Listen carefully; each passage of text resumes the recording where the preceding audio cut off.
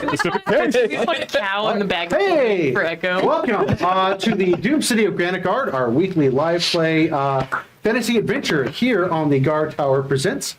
We stream new episodes at 7 p.m. Eastern Standard Time on Twitch, the Guardtower's Twitch in specific on that, and then post that week's episodes to YouTube on Fridays.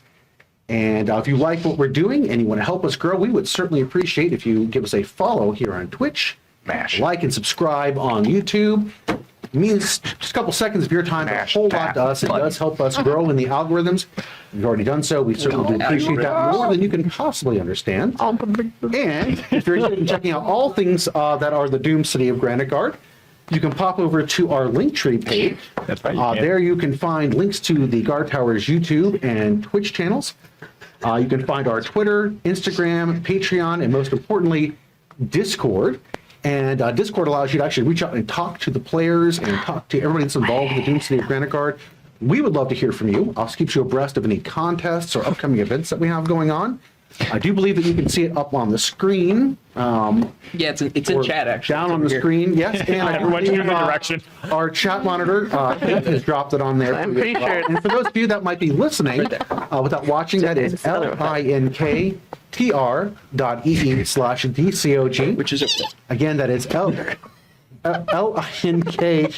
I thought I was going to actually get through that. Thank you. Thanks so very much for that. I will remember that as the evening progresses. Yay! Have you all checked out Pocket Bard? Well, if you haven't, you can hear it tonight on our episode. It is an amazing little program you can download on your phone. Get that at the Apple App Store or Google Play. It has all kinds of music on there in various genres. You've got combat music, you've got exploration music, you have victory music. Adds a whole bunch of magic to your table. Super duper easy to use. Check out Pocket Bard today. We're also going to give a bit of a shout out to the Guardtower, because we truly appreciate working with them on this. If you are in the Columbus area, stop by either the east or west locations. You can find tabletop gaming there. You can find strategy games, card games, dice. You can find players that are actually doing the games there as well. They have an amazing community. If you can't Hanging go up to on the shelves. yeah, it's true. If you can't make it there, you can always also go online to theguardtower.com and check out everything they have for sale on that. There is definitely something there to help you start your next adventure.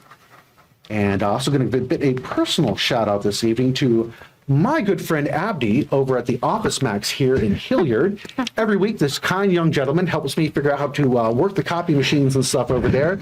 Amazing customer service and skills. Thank you so very much, Abdi, for all that you do. And also, on another personal note, we are not going to be streaming, unfortunately, on September 3rd. However, it is for a really, really good reason. Our producer, James, and Audrey, who plays Mary. I wanted to call you Mary straight up. That's not Audrey, who plays Mary. It's my name now. They're going to be going to Tahlequah. Did I say that correctly? Tahlequah. Worked so hard on that, too. Still got it messed up. Oklahoma, to celebrate his tribe's Cherokee National Holiday. So that is something super duper cool on that. We wish them a very excellent time while they're there, and safe travels back and forth on that. But I do think that kind of wraps up everything that I have this week. Roger, do you have anything that you wish to add to the show this evening? This is Roger's father. Yep. So that was fantastic. You can see where he gets his good-looking charms from. We're all named Roger. Everyone in the house is named Roger. Makes it seem easy. Roger, do you have anything else that you want to add this evening? I couldn't have said it better myself. Fantastic. You're supposed to say, your line is, hi, I'm Roger, Roger's son. I'm Roger. I'm Roger's dad. Roger that. We will be back here after our intro, so join us for that and a quick recap and the end to tonight's adventure. Thank you very much, and we'll see you here shortly. Once the seat of economic and political power in the Northern Territories, the city of Granitegard fell in one catastrophic moment of terror and bloodshed. In the quiet hours of the night, the massive granite mesa that served as the city's namesake exploded violently, the debris reducing entire swaths of the city to ruin. Before the inhabitants could even comprehend what had happened, they were blindsided by an army of monstrosities surging from the sewers and into the city streets.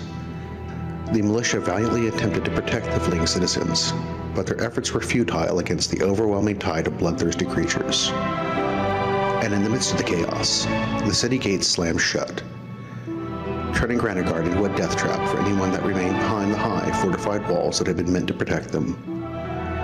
For over a decade, it has stood as silent as a tomb and shrouded in a perpetual mist. No one has entered, and nothing human has ever come out. That is, until now. 12 years to the day since the fall of Granitegard, the Trader's Gate has opened. The news has spread like wildfire across the human crescent. And like a siren's call, fortune hunters from far and wide have been drawn by the possibility of untold riches lying just inside the city walls. Daring the foolish and the brave to risk it all at a chance of wealth beyond their wildest dreams. It has also stirred the interest of old rivals. With no one from the original bloodline to claim the mantle of leadership of Granitegard, plans are forming in the dark. Powerful forces seek to play their games of state, as the lives of everyone in the north hangs in the balance. And in the midst of this all, 6 strangers have been drawn to Granitegard by something other than riches or power. Their destiny is tied to the events surrounding the fall of the city. Each of them must confront the past in order to find a way forward. Each of them must search for answers in the doomed city of Granitegard.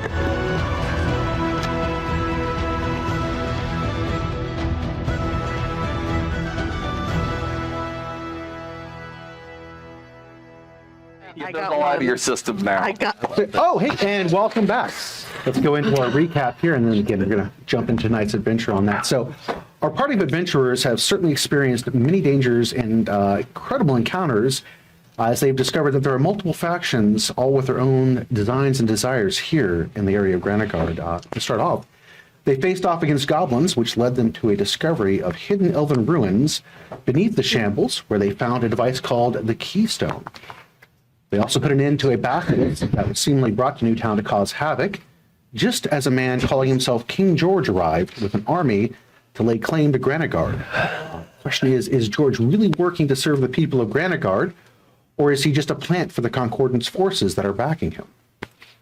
In the garrison tower, they defeated Captain Fiat, who was a member of a group called The Way, which is this ruthless criminal organization that is spreading its reach up from the Spice Coast, far from the south. And it's well known that those that cross the way are marked for death. And with Lord Erindale, they were introduced to the Eyes of the North, the remains of a spy network that used to serve the sovereigns of Granitegard, and which now acts as the last holdout, waiting for the return of the true heir to Granitegard. They also befriended a tribe of Kobolds that lived beneath the sewers of Granitegard, and in doing so, befriending these happy little creatures, they have taken on quite a burden that has proved to be no easy undertaking to assist them. And also, what about Versigalis Rex, the wealthy benefactor that first brought the group together? What are his true intentions and motivations? And is he really as benign as he seems? But the most important question is Malacindus, the Dark Queen, a terrible evil from a past that was thought buried long, long ago, and now has returned to cause all kinds of evil designs that are known only to her. So what plans does she have for Granitegard? And all these dangers and pressures came to a head last week when Damon could no longer bottle up his fears that had been consuming him. His icy walls crashed down, resulting in the party having a conversation that was certainly long overdue. As this was occurring, Echo wandered off, leaving his companion to pursue a personal goal. His promise to return shortly has seemed to stretch out much longer than first expected on that. Yeah. Gildan also moved into the garrison tower, providing a well-deserved shopping distraction for our heroes. However, just as the party was getting ready to head out of the garrison tower and up to Newtown, they saw that Damon seemed to be frozen in place, looking out of the gates of the garrison tower at a man standing out in the old abandoned fields dressed in gray. And this is where we open up for tonight. What are you all doing right now? Can we see that Damon is See frozen? Damon, literally, his hand is up on one of the gate doors as if he was looking to push a little further to step out, and is frozen where he's standing, looking out to the field. Nothing seems to be distracting him behind him. Any of the sounds, you call his name, he is focused directly out in the field at the man out there. Does this man look anything like the one that I saw when we killed the basilisk? Like, it's off in the distance? So, Mary, as you move up forward, you can actually get a look out towards the gentleman that's standing out there. This definitely is not the rider in black that you saw. This individual was not on a horse. Seems to be a very tall, lanky sort of fellow. However, the outfit that he is wearing seems to bend the angles of him. And best way to describe it is it's designed to kind of sit into the background. As you're looking at him and you look at the gray clouds and such, it almost distorts his shape and coloration the way he's standing there, making him harder and harder to see. His face seems mostly obscured by it, but you can see that there is a human face underneath the mask that he is wearing in his eyes. And he's just standing out there, his arms kind of folded across as he looks out towards you all, making no aggressive gestures, seemingly just waiting. I want to know if I can, based on what you've said, this might be difficult, but can I clock his face from my past, or am I familiar with the outfit that he's wearing? I am going to ask you for an odd or even, first of all. Okay. Even. You may roll, I would say, intelligence with advantage. 20. Natural 20? Yep. Doesn't even need to roll a second. All right. Immediately as you step over towards Damon and look out, you recognize who the Gray was. Actually, you recognize the Gray himself. Back in the day, he would have been known as Eric Greyhorn, and he was a partner of your mother and father's. Something about just the way his presence is standing, mostly as you look at the face, and again, you can just see the eyes of him. They are almost, again, you can't see even the dots of the black or the coloration around that, which looks very much like the eyes. He would have had a gray circle of, the colored section would have been gray. So again, that is really what starts the memories jogging in your head as you look at the form. How far away is he? It would require you all to step out of the garrison tower and go about 60 feet over to where he's standing currently. Now, atop of the garrison tower are the armored guards that Gildan has brought, as well as several people from the garrison tower, as far as the thieves, former Thieves Guild members that are up there as well, all looking out that direction. As we're all running out to, catch up to Damon. Damon has not left. Damon is still at the doors, the gates. And we were at the. We guild were like, gates, though. Oh, you were right. Okay, so yeah, we were like following. I had assumed you had all had come up to where Damon was to look out the gates to see what Damon was seeing. That's the assumption that I made. Yeah, like we're behind him and walking up, and I see the Gray, and I stop. I would like to get the guards' attention so that they are like readying an action if something were to become violent. How about, are you going to do that? Well, you said they're like above, right? So the garrison has the parapets along the wall up top there, and that's what the armored guards that Gildan has brought, as well as the human Thieves Guild members, are all looking out towards the Gray currently. Oh, they're All of them already seem to seeing be on him. alert at this point in time. Okay. I just want to make sure they're on alert. No problem. Start pulling out my rapier. Turn back to everyone else. That's the Gray. The Gray. Yes. Name Eric Greyhorn is what he was known as when he was working with my parents. But he betrayed them. He's alone. Means we can take him. Reverend, if what you say is true, an individual like this does not come without a contingency plan. I cannot imagine they would show themselves here if they did not have something lying in the wait. That seems like pretty intelligent assessment of the situation, but I'm not really in the mood for tactics right now. I whisper up to Damon. Damon. Like magically whisper. Damon, this is our chance. I can distract him and you can get close. Is there any moving in the shadows? Are there any shadows near the Gray at all? Why would there be that? No, there would be that. So it is roughly about 10 o'clock in the morning at this point. The sun is behind some clouds, so it is overcast, but there do not appear to be a whole lot of shadows. The ground between you and him is literally flat and open. The grass that has grown up is maybe 3-4 inches tall, not enough really to disguise anybody. And again, the area where he is really a flat, wide, cleared surface that is designed for the benefit of the garrison tower for defense. It leaves no room for anybody to sneak up, any divots or things along. It has all been purposely milled out and flat around the garrison tower. So if he's standing out there and he's got people there, probably invisible, maybe. I can't tell you one way or another on that, but he appears to be alone for all intents and purposes. We got the upper hand, friends. Are you gonna even ask him like what he wants before you go charging at him? I'm not the charging type. That's some of our other friends here, and I look over at Ana.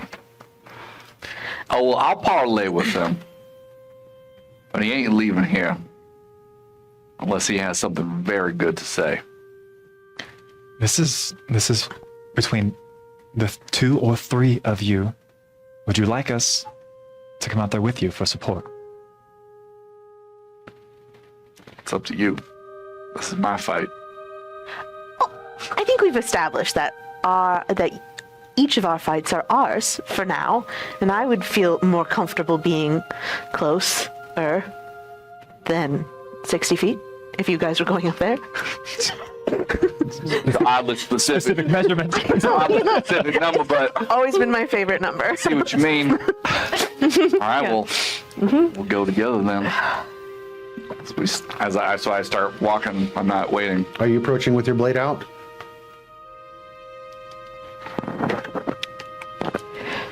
Or how are you? Ana, I can get it out fast enough if I need to. I put it away. Ana, do you have weapons drawn or anything? No, not right now. Sidle over by Damon. I sheathe it. So it's the 4 of you are going. Oh, no, I have not moved. Oh, you're not moving? I'm not moving. I'm not going. I have not moved. All right. So it's Reverend and Ana currently at this point. Anybody else is heading out? I'm staying with Damon. You're staying with Damon. I'll go with them. You're going with them? Okay, so Reverend, you've got Mary to one side and Ana to the other, I'm I assuming? do have my fancy new shield, All right. but I'm not gonna. So you see Use it everyone. unless You see me sheathe my rapier that's at my Before side. you head out, Reverend, I'll act on your signal. Yep.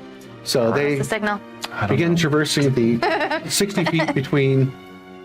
Whatever I do, it's gonna be loud if it comes to that. Shocking. You all begin traversing the 60 feet between you, and Watch out. it is amazing how long that 60 feet feels as you're making that walk. Your senses are on high alert. You can feel the cold breeze blowing across the plain there, down in the lower caldera here. Again, clouds have blocked out a lot of the sun. It is not pitch black or anything else along those lines, but colors are definitely very vibrant. What colors that are down there, because the sun isn't washing anything out. Again, it is definitely chilly. You're guessing the temperature's probably in the upper 30s at this point. So you can tell fall is definitely waning and winter is certainly not too terribly far away. As you get about 50 feet from, actually about 40 feet from where the gray is, he reaches up and pulls the hood off and tucks it in his pocket there. And when he looks up, he has a big smile on his face. However, what you do notice is that there is this horrible section of his cheek that has just been covered in scar tissue that covers about this portion of his face right there. Part of his lip has been destroyed. Not quite sure what has happened to him. It looks like possibly burn damage. He's like, I see you got my letter there, Alcar. Took quite a bit to get Mr. Fancy Pants to get that sent off. He's been looking for you about as much as we have. Yeah, well, that's what happens when you go looking for people that didn't want to be found. I figured since your mom wouldn't let us go look for you, time had come to take matters in my own hand on that. Somebody needed to help make a change in these parts, and you certainly have done quite a service. I can't thank you enough for what you did. It's been hard to keep people protected, except didn't make things easy on people. Somebody had to be the go-between. What are you playing at, Eric? I ain't playing at nothing. I'm about ready to get out of town here. You have definitely stirred up the hornet's nest. She is coming for you. You're not leaving here until we have a conversation that I don't think either of us are going to like very much. Here to have a conversation with you and let you know what's coming for you. I know what's coming for me. Well, Question you is, do you know what's coming for you? Ain't nothing coming for me. Well, that ain't right. Somebody's coming. Same person that's coming for me is coming for you. So we're both in hot water. I'm not worried about me right now. Were you there? Were you there when she died Absolutely, I was there when she died. and you did nothing? I would say I tried to do a little bit of something. Yeah, I noticed your makeover, Eric. But I noticed that you're alive and she's dead. Boy, if you think you know what happened, you got another thing coming. I am not a boy anymore. You ain't certainly a man if you're acting like that. Well, if you don't think so, let's find out. I would as soon as cut your throat as cut my own. Yeah, well, Your mom was a very good woman, and she took very good care of us. Those of us that had nothing, especially the destitute that came in, she's a very good woman, and I owe her more than you'll ever understand. I've been with her since the beginning, her and your papa. They're good people. And what happened afterwards, I stuck around to try to protect what she had left, her people. You think that Sep would have kept most of these people alive if it hadn't been for somebody running some interdiction on that? Oh yeah, People like Theod? So you put them into her control or her employment. A noble deed. Much better than having them strung up and flayed like she likes. You know her favorite thing to do to people that stand up against her? Peel the skin from their body, and while they're still screaming, to set them on fire for others to watch. Is that what she did? Unfortunately, that's exactly what she did to her. Watched. With a blade to my neck, pulls the collar that he has down, the folded fabric. You can see it on both sides. There are also scars here. Pulls his gloves off as well. You can see his hands are also covered in burns. I tried to put her body out. I broke free of the hold they had on me, but Sep laughed as I sat there and burned with her. She respected what I had to do, gave me a chance to serve her. And that's when I realized if I didn't do something to step in, there would be a lot more dead people. Good people. You don't believe me? I do Why don't you not. turn around and ask some of these people here in this tower? Do not believe you. It's okay. You don't have to believe me. But I tell you Do I believe him? what's that? Do I believe him? You can get an insight check if you want to. Insight yourself. Inside myself. I'm the problem. 11. 11. There seems to be nothing that you can read off of this guy that seems to be contradictory. As a matter of fact, he's even pointing towards the tower, telling you to go ask people within the tower. You can see from the scars that are on him, they look old at this point, several years old. That would probably match up about the time period that would have happened. Impossible to say. There could have been any number of things that would have given them these scars, but there does not appear he has made nothing in his stance, nothing in the way he is presenting himself that would appear aggressive. As a matter of fact, the way he's holding his hands, it puts him at a massive disadvantage. His entire posture puts him at your mercy. Okay. It would be nothing for you, Ana, or Mary to get the jump on him. He's making himself vulnerable. Where are the rest of your men? They're going to pop out and attack us. Where are they? They're invisible. The rest of my men, most of them is in your tower there. I got them out of the city, which is where I'm going now too. You see, Sep's coming, and when she gets here, I'm a dead man because I failed her hard. As a matter of fact, my treachery is now known amongst the loyalists that are still there within her little den of iniquity. So when she gets here, I'll be dead, which is why I don't plan to be here. I plan to disappear south, which, speaking of the south, let's you seem to be associated with someone that Sep is also looking for. Tell your friend He can change his name, but unless he changes his jacket, people are going to recognize him so easy like. You sure got a lot to say. You're worried about Sep doing you in. Maybe I ought to do it for her. Well, that'll certainly make the chase a whole lot easier.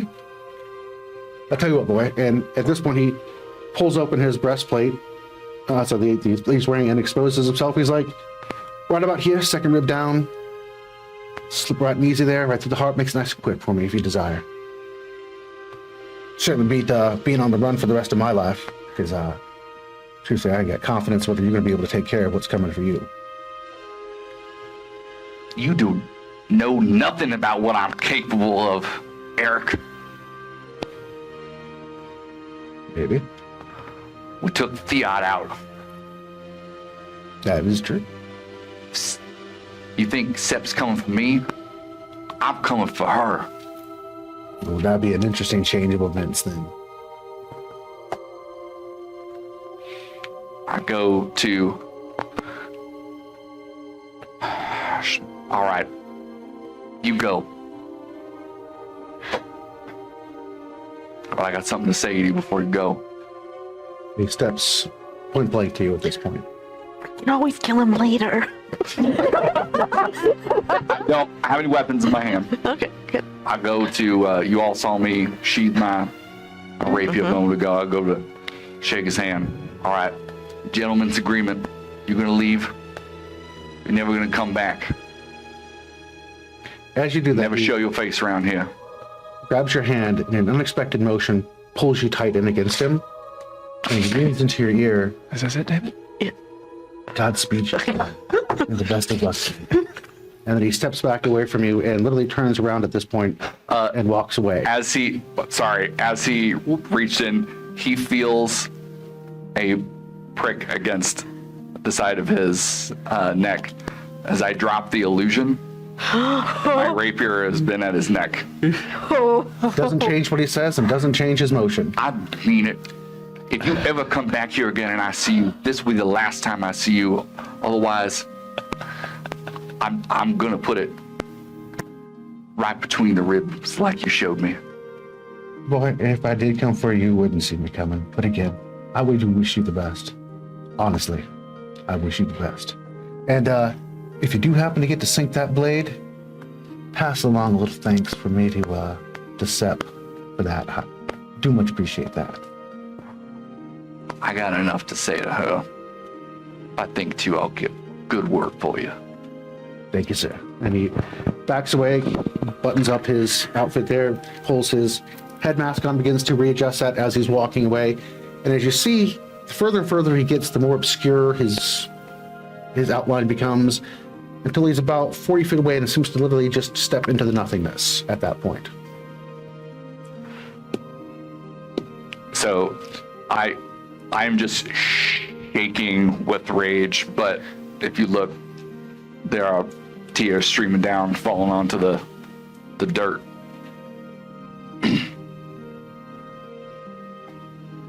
What are y'all looking at? I'm just wanting to know who Sept is. Sept Seems the, like pertinent information that maybe you could share. Sept the Bloody is the leader of the Way, the one who killed my mama. That man watched it happen. But I couldn't do it.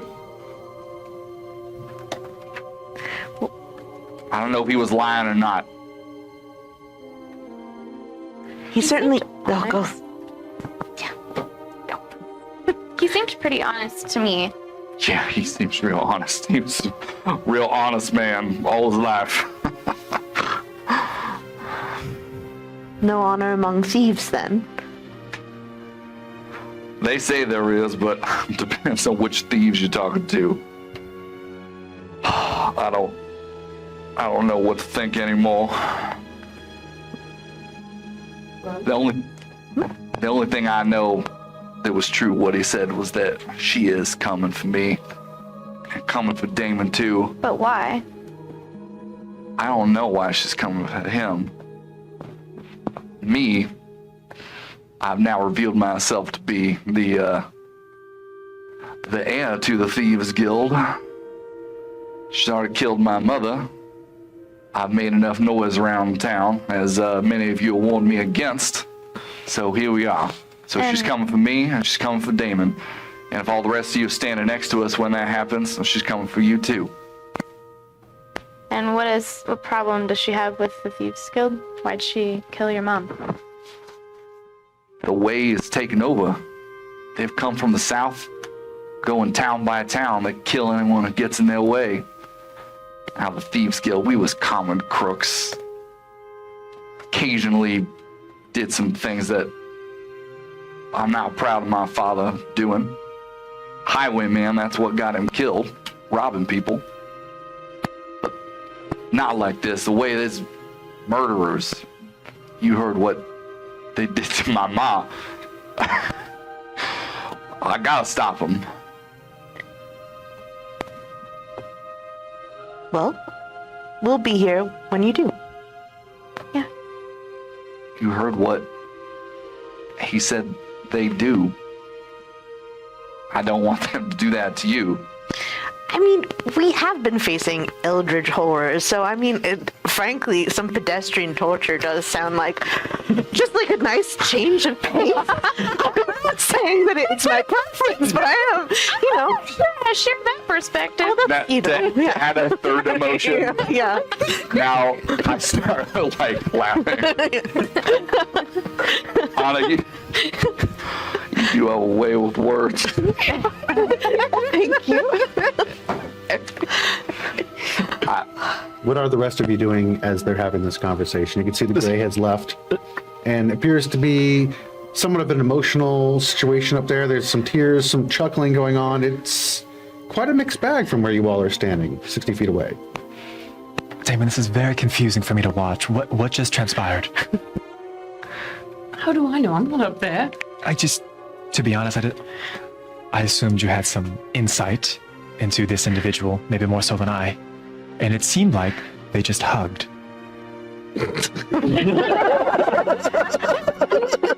Do I know anything about it? Normally, the hugging is not a big thing that you experienced. I would assume not. And you've never met a gray.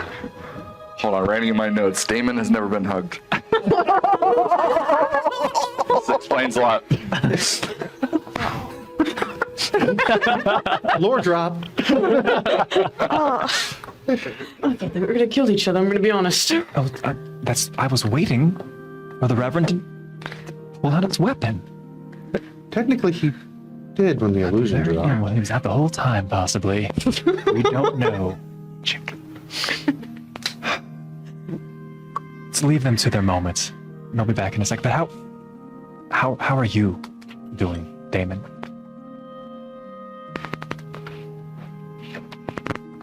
Terrified. I know. I don't know. I've been thinking about what you shared just earlier. Damon, I don't understand what you're going through, but I understand that it's causing you a lot of pain. I don't know how to help you. So I'm not going to pretend like I do. When you figure that out, you let me know. Points out where they're probably now awkward laughing. Tell them. Because, well, it looks like we're going to be sticking it out a little bit longer all together. So you can rely on us. But don't keep everything bottled up for so long, Damon. You don't have to do that. Not anymore.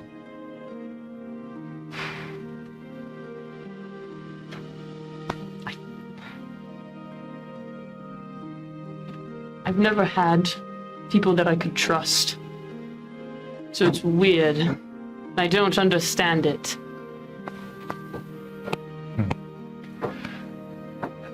What I've learned from personal experience is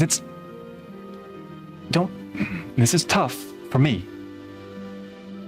Don't logic it too much. Don't think about it too much. If they're good people, you stick around them. And when they prove to be something other than what they show themselves to be, then it's time to move on. But I think we're all good people. Don't think about it too hard. All right. I'm going to trust you. Is that weird. that bad? Is it a weird. me thing? Is it? It's a me thing. It's something I have to work on. And, I trust you. And them. And Skeech and Yip Yip. Looks up to the tower. Because they're both up in the tower right now.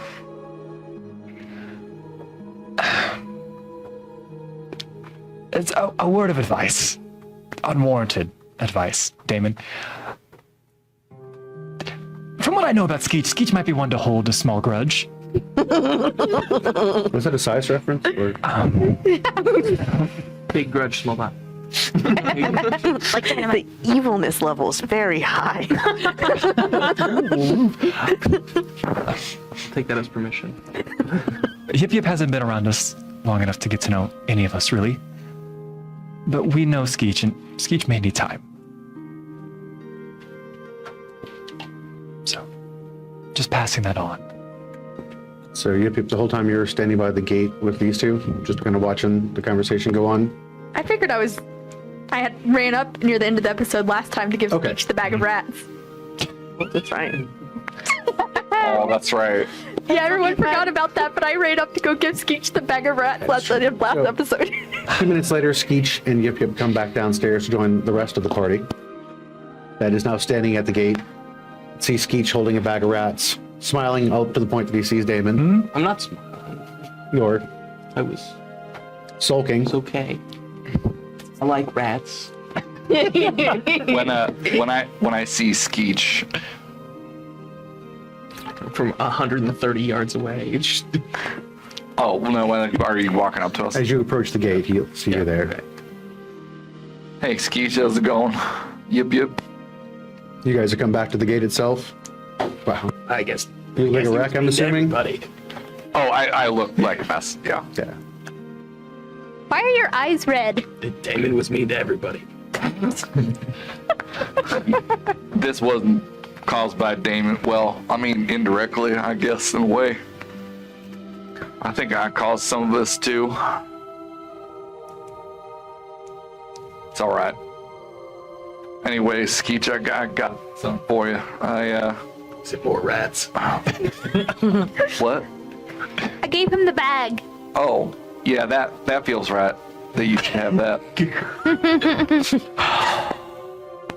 I got this for you, and I pull out the vial of alchemist fire from which I think it's gonna be this bottle. And I hand it to him. Here. It's called alchemist fire. Oh, that's terrifying. It's I hope that maybe you could reverse engineer it, figure out how to make it. It's not something I can make. The only thing I can make is trouble. Aw, Reverend, that's not true. So I shouldn't smell this. No, you throw it at something and it'll catch on fire, which seems right up your alley. Like fire. I take it when you all are heading off to Newtown for the supplies. Rats. Once we check in with Rev, And I, after a few minutes of composing myself, I back to smirking. Well, what a way to start your morning, huh? it has been something of a morning, I would say. Yes. I'm also getting the impression that maybe it's time for us to hit the road. Put some distance between us and this morning, maybe. Sounds wonderful, right? Shall we? We should bring cookies. Does this mean we're going to that human town? Oh. This means we're going to that human town. Oh, I had the scrolls that we got yesterday, right? This morning? Or this morning, right?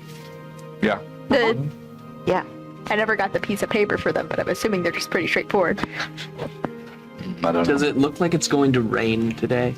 It does look Tuning like it in. could possibly rain at some point today. I will put the ointment away.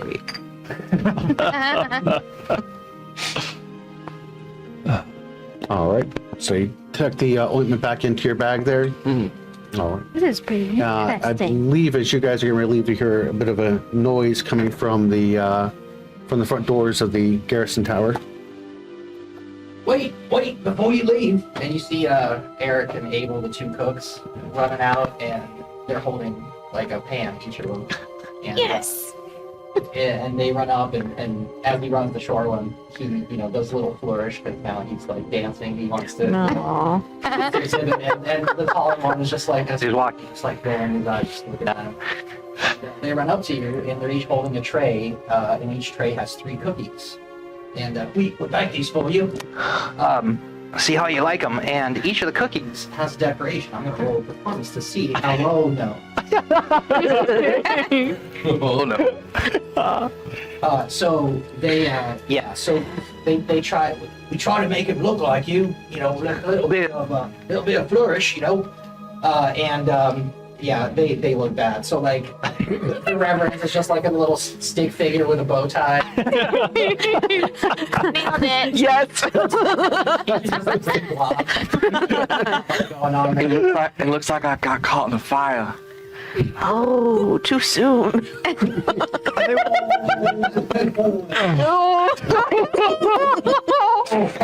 I mean, We thought these might be a little pick me up on the road. Might help you on your journeys. But these cookies are given to you. So there's 6. So divide them amongst yourself how you will.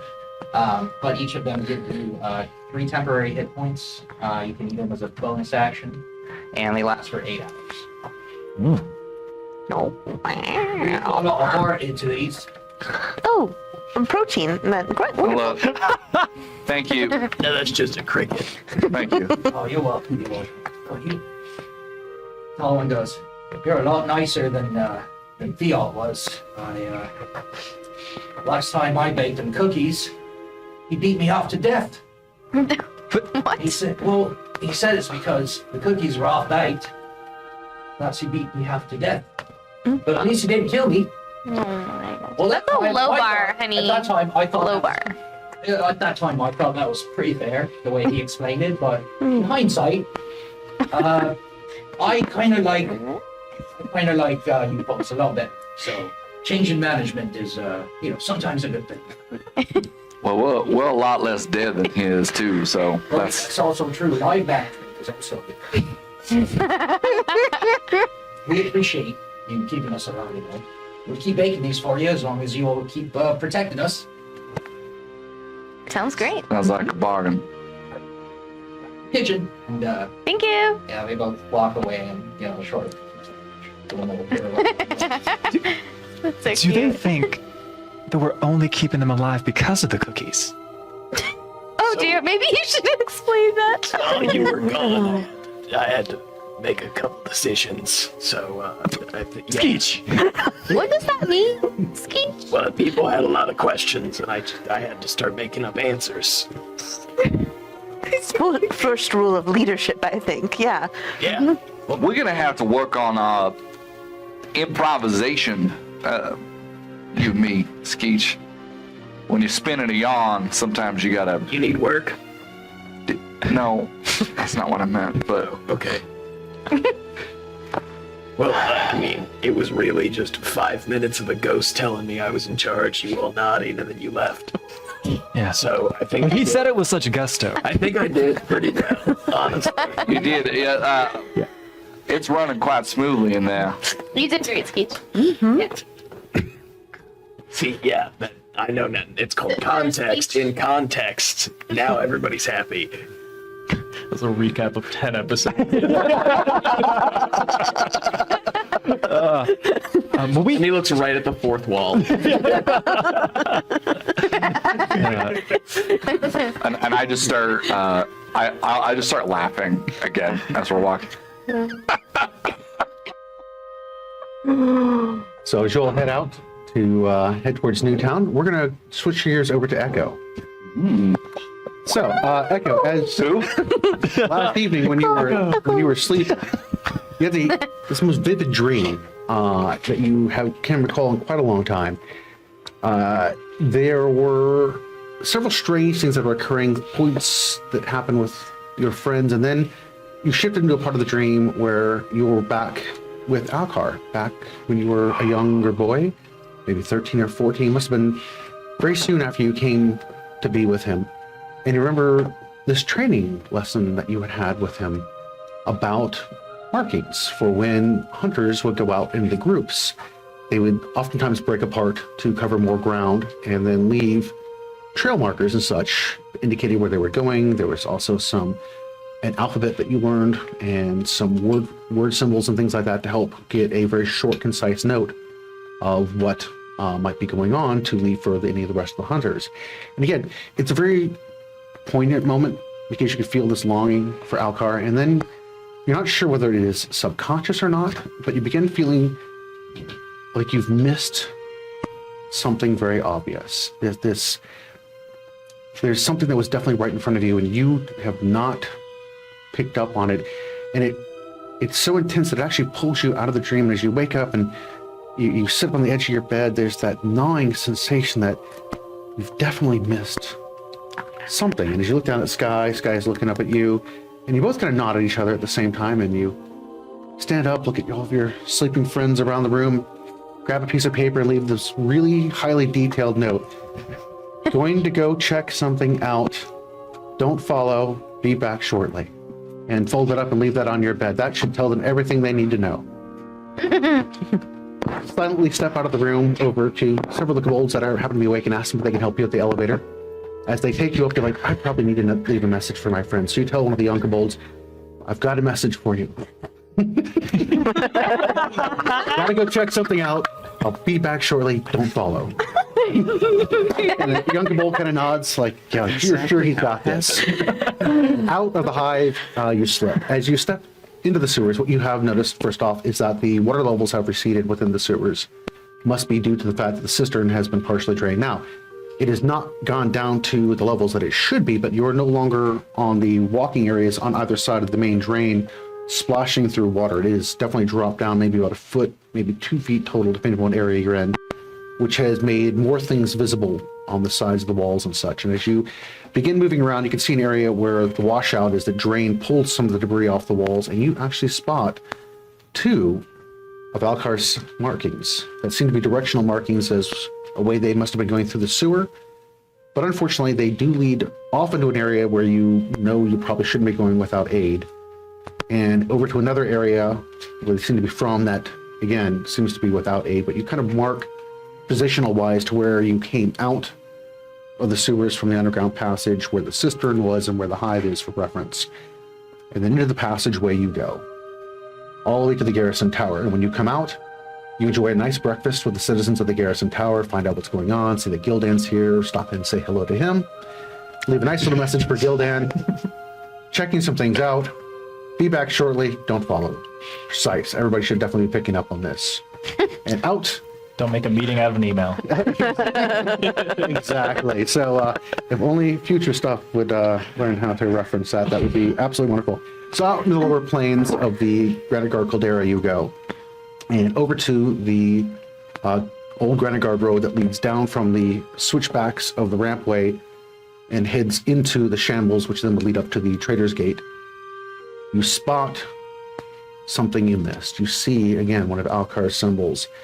This time it looks like there's been some debris that is blown away in the wind that was blocking where it was initially. And you begin checking for these, and you find several more that lead you right through the shambles to the edge of where the Wild Run River forks and splits around Granitegard, forming a naturalized moat. You can also see where there are entrances to where the water would be diverted into the sewers to help flush the sewers as well.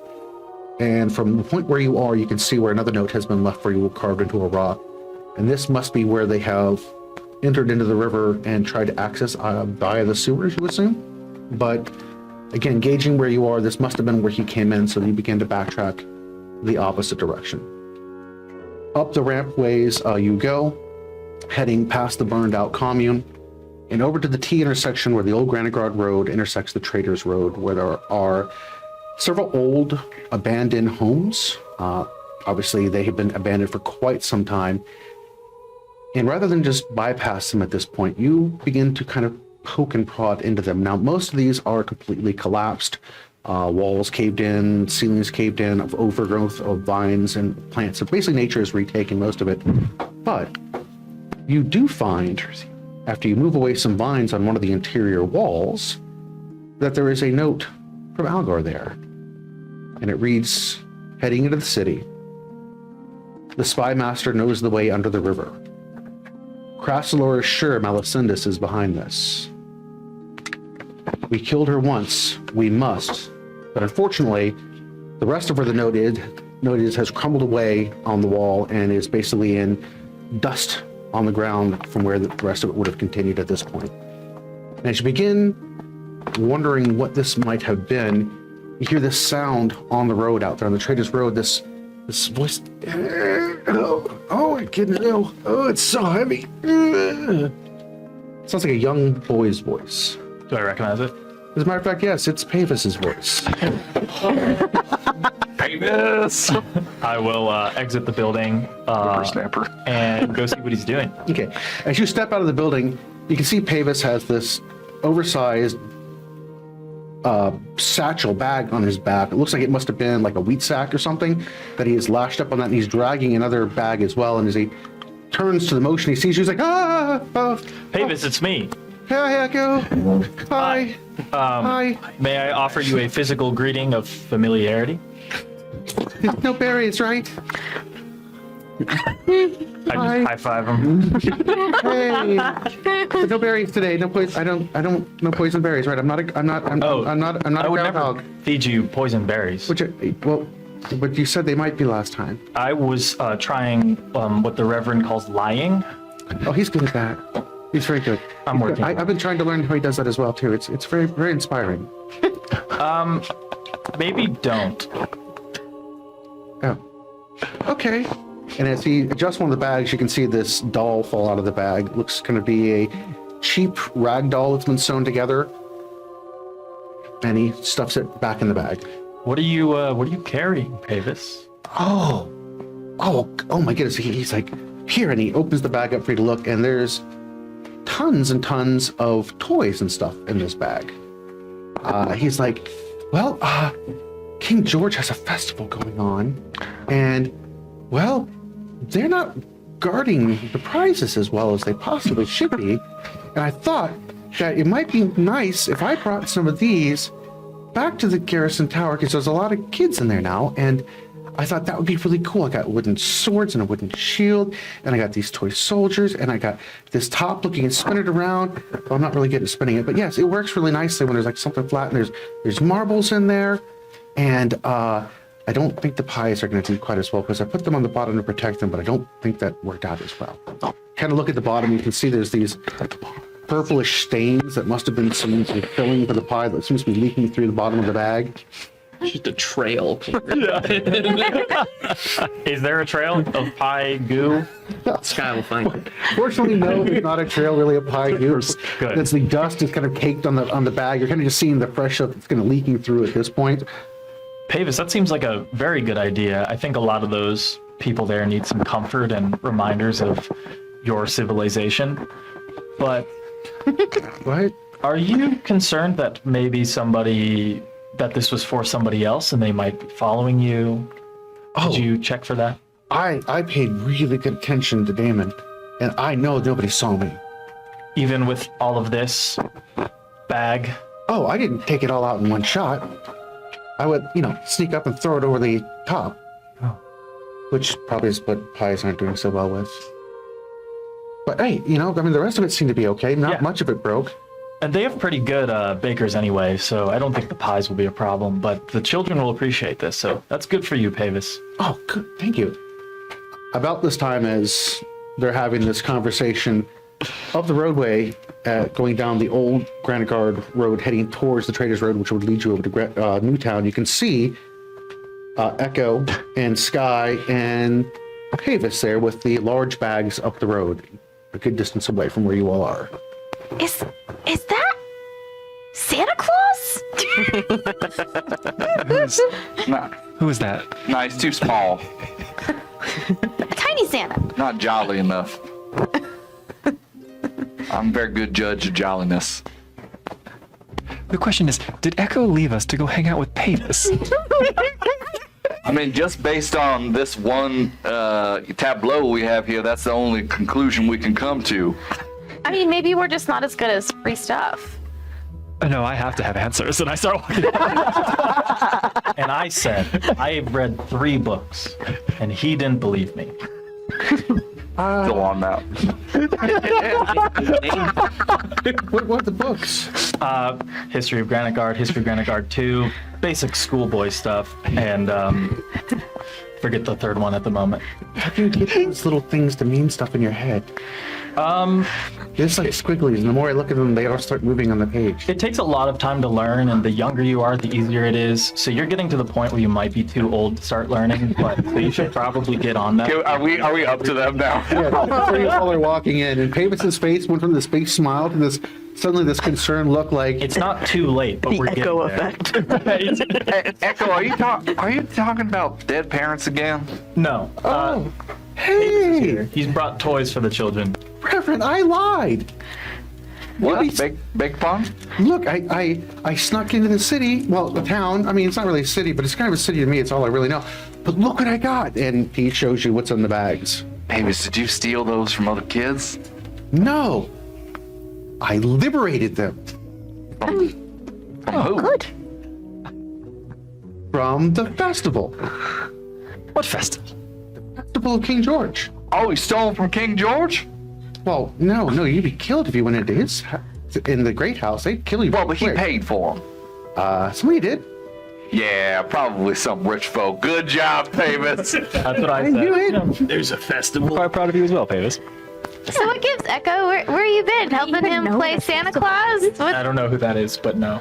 What's going on? I ran into him on the road. I had some things I needed to see. Oh, well, that clears it up. That's so specific. Thank I you. left a note yeah, so that yeah, you know. yeah. It was very on point. Mhm. Very direct. Yeah, that was my considerate. intention. I'm glad that It came. didn't have a lot of information. Oh, it didn't? I thought it was implied. Is it? With, It doesn't come across in written. you gotta add more information to the letters. We can't interpret things that aren't there, Echo. I see what you're saying, and that's my battle work on that. I can tell you if you'd like. Yeah. Yeah. What is what? I think that's And a hat. you can see Pavis's eyes are just completely like bugging out of Oh, his head, my goodness. staring at Yip Yip, just like, Pavis, you must think me such Claude. This is our new friend, Yip Yip. She is a kobold. Yip Yip, this is our young squire. Squire Pavis. a dragon? No, I mean, It looks like a dragon. I mean, kinda. Is it gonna grow into a dragon? Are No. you gonna get wings and breathe fire? I don't think so. She can make fire. It's pretty cool. Where does it come out of? Her pants. My hands? That's even better. Yeah, that's a good question. It does just you just use your hands. I've met other people that cast spells that they have to, like Mary, I believe you have to be carrying your holy symbol with you. Yes.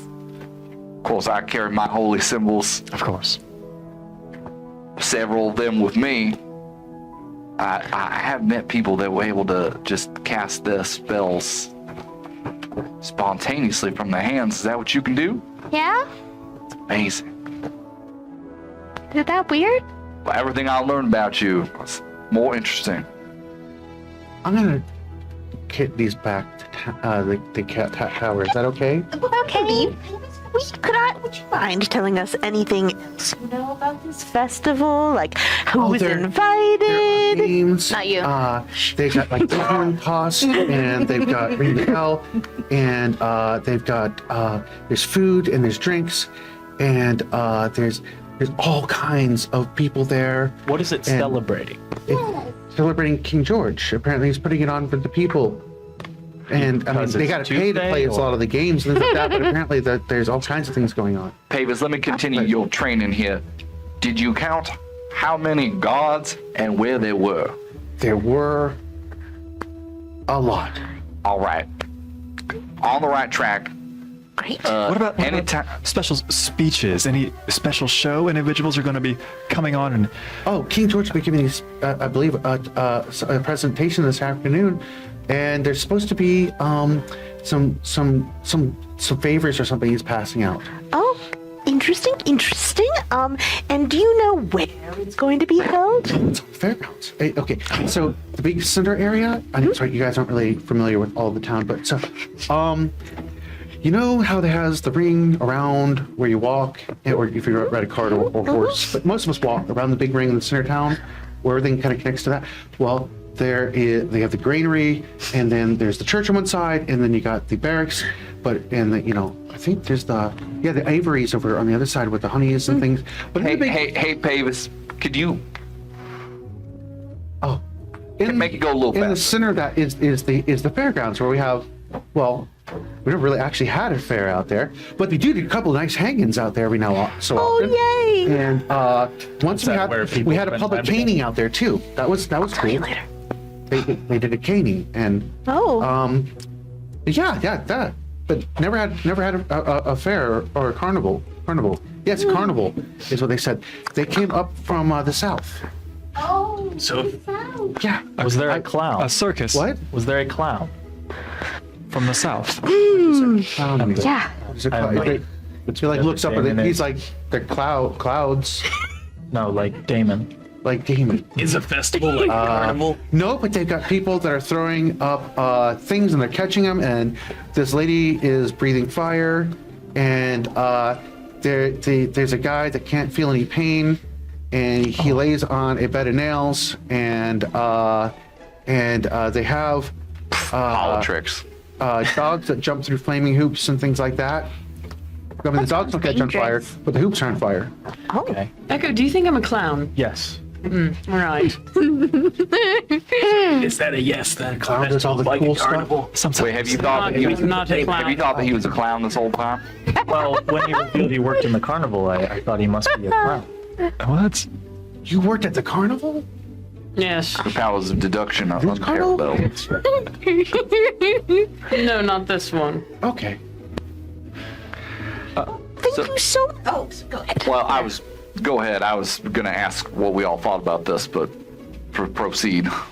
I was just gonna thank you, Pavis, for all that information. Looks like we maybe have a carnival to crash later, but good luck. Thank you. Bye. Did I hear him talking to Echo about not being able to read? a dragon. That was pretty much the conversation we were walking into. Was Echo telling him he might be too old to learn? He's getting there. He's not there yet. Give up on your dream, kids. I think what Never make it. before you go, Pavis, what Echo was trying to say is that because you've gone this long without learning how to read, that means that you got a lot of reading to catch up on. So we're gonna have to teach you how to read so that you can get up to speed. The next time that I'm in the tower, Okay. As you're talking to him, you can see his eyes growing wider. I'm and mind like, narrowing. There's this like almost like that puppy dog look when you. I keep forgetting Skeech carry. His eyes are widening, mine are narrowing. He's like. Can you not read? This is not the time. Another bag of rats. Since I'm Okay. going in opposite directions, I want you to take this I'll just be mad and I today. pull out a notebook where I have written out the letters of Northern, and written words out like phonetically. So like Hooked on phonics. like hooked on fire. The whole And you can tell that this book is That's a grudge. very old and well worn. That seems a very handy educational tool. Just Skeech. carry that around. Yeah, well, there's only one of it. Wait, Skeech, what? Don't talk to me. Who put a bee in your bonnet? What's going on? You, Damon. He takes it and he clutches it, and again, like you can see this just ultra happy look, and he tucks it inside his breast pocket there and begins dragging the bag down the old Granitegard road towards where the switchbacks would be for the rampway there. Could we call a guard to like help him or something so he's not just carrying it himself? It is quite a bit of a way back Oh. to the garrison tower at this point. You know, it builds character. He can handle it. He's got it this far. Since I'm used to carrying oversized bags, can I take a look at how he's affixed this to himself to see if I can help him out at all? Absolutely. Are you going to sabotage it because of your angst against the Reverend, or are you No, gonna help him? Pavis did nothing wrong. I feel really out of character. I feel really bad because I keep forgetting you carried. I feel really some choice words about it. Go ahead, and I will let you choose the skill that you roll to aid Pavis on that. Let's. I'm gonna go ahead and just investigate him. That sounds good. How am I gonna make this better? That's So, a nat 20. you know, when you're this cool, you have people that announce your thing for you. I roll. The whole time that Skeech, So that's a 20. the whole time that Skeech is helping him repack this, he keeps looking at you, Reverend, as he's doing it, like just almost like, look how I'm helping him. He's just really mad at me for some reason. I And don't know Skeech, by the why. time you get done rearranging He should it, be mad at the you, I backpack that he has understand. on his back is like now, it because is he now can't read and better you rearranged and other people better how to situated, learn. and he Can't now read? carries the haversack that he has read. on the What? front. And he's like, "You're amazing, Sir Skeech," Aw. and he gives you a hug. you, sir. And he's like, "I gotta go now, though." Even the small ones can pick me up. Well, actually, he can't really pick you up. He just gives you a hug, He's like, and then that's. Rushes me. He just loses all balance. Yeah, Mavis. R.I.P. Just make sure you share those, I guess. Making us carry around heavy stuff like that is kind of thing they used to make us do at the monastery. So guys, I have a thought.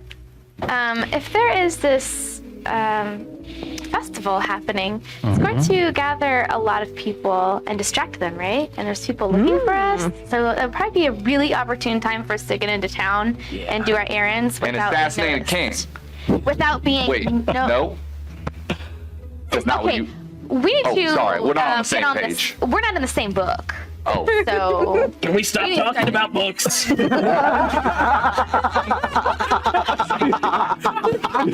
I feel really terrible. I did not know that you could read. We can walk and talk. Now, are any of you in disguise currently heading towards the city? No. Heading towards Newtown? we were given Well, disguises, we're trying to right? we're making a plan. Yeah, we're I making a think. plan. So we should get into our disguises that we got from Gildan. I used the fancy scroll. Now I'm gonna help all of you get into disguise. No, Vaughn, you need to you gotta Yes, Reverend? brush your hair back a little bit. Here, take a little bit of the dirt here and just kind of rub that on your face. yes. All right. Now I'll defer to you. Now you look a little bit. You're using your disguise kit? Well, I'm using the disguises that they got, but I'm using my disguise kit to like touch it up a little bit. So I would like you to give me, I believe it's performance plus your proficiency, plus the bonus for the kit, correct? If you're proficient in it. Performance.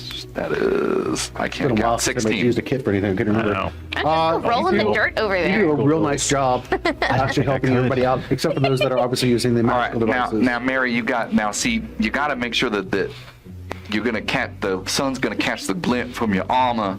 You gotta Oh, make that's sure not. Yeah, it can't be dirtied. you just gotta cover that a little bit. Make sure that it's covered with cloth, so people don't know that you're wearing armor. Okay. Here, I can take a little needle and thread and kind of sew it Okay, in a little yes. bit, just like the armor sewn into my cloak. And Ana, you got that big hammer you carrying around with you. I don't know how we're gonna. Here, And the take- blue armor. And the blue. Well, we got that covered with the cloak. And the handle, we're gonna put that on your back, All right. and then we're just gonna. Oh, I know. And then I take some like straw, stuff it into like a pillow. Yeah, looks like you got a backpack back there. Oh, perfect. Excellent. Okay. Yeah. It looks like you guys went through some emotional trauma while I was gone. Am I correct on that? Yes. Well spotted, Echo. Yes. I noticed there were tear marks. on your face. What? No, that's not. That's my seasonal allergies. Yip, Yip, what did Isn't it you fall? use the scroll Almost there winter. to take care of on that? What season are you allergic? Well, I'm assuming it can allow me to Problem. change Season my of appearance. questions. Yes. I can't change it too drastically, so I'm just gonna be a human child then. All right. As you read off on the scroll, you can see it begin to affect you. All these little flashes and twinkles of light begin to appear around Yip Yip, and as they begin to spread more rapidly, Yip Yip's appearance begins to change to that of a very young child, and even her reverse kneecaps change back to what looks like a human's gant and walk. And Actually, they aren't reverse kneecaps. I will. Oh, wow. I'm on a roll today. Yeah. Think of it as I forget what it's called. It's not reverse. it's actually think of it like they're standing on their tiptoes at all times. Yeah, Roanoke Games would tear me apart right now. I've listened to so much of this stuff, and You're I fine. forget what that type of leg is called. But yes, my bad, internet. Here's a chance for you to hit me in the comments. My bad. So you're saying that kobolds don't use a plantigrade stance? Whatever. Did you know? So yeah, you Fancy glasses you stat. change, even her legs change to look Classic like though. human legs, and the gant changes as well, as long as the scroll is in effect for her. I think you might need to have a Ask- talk I- with Skeech. Rubs the dirt off my face. How many of those scrolls did we have?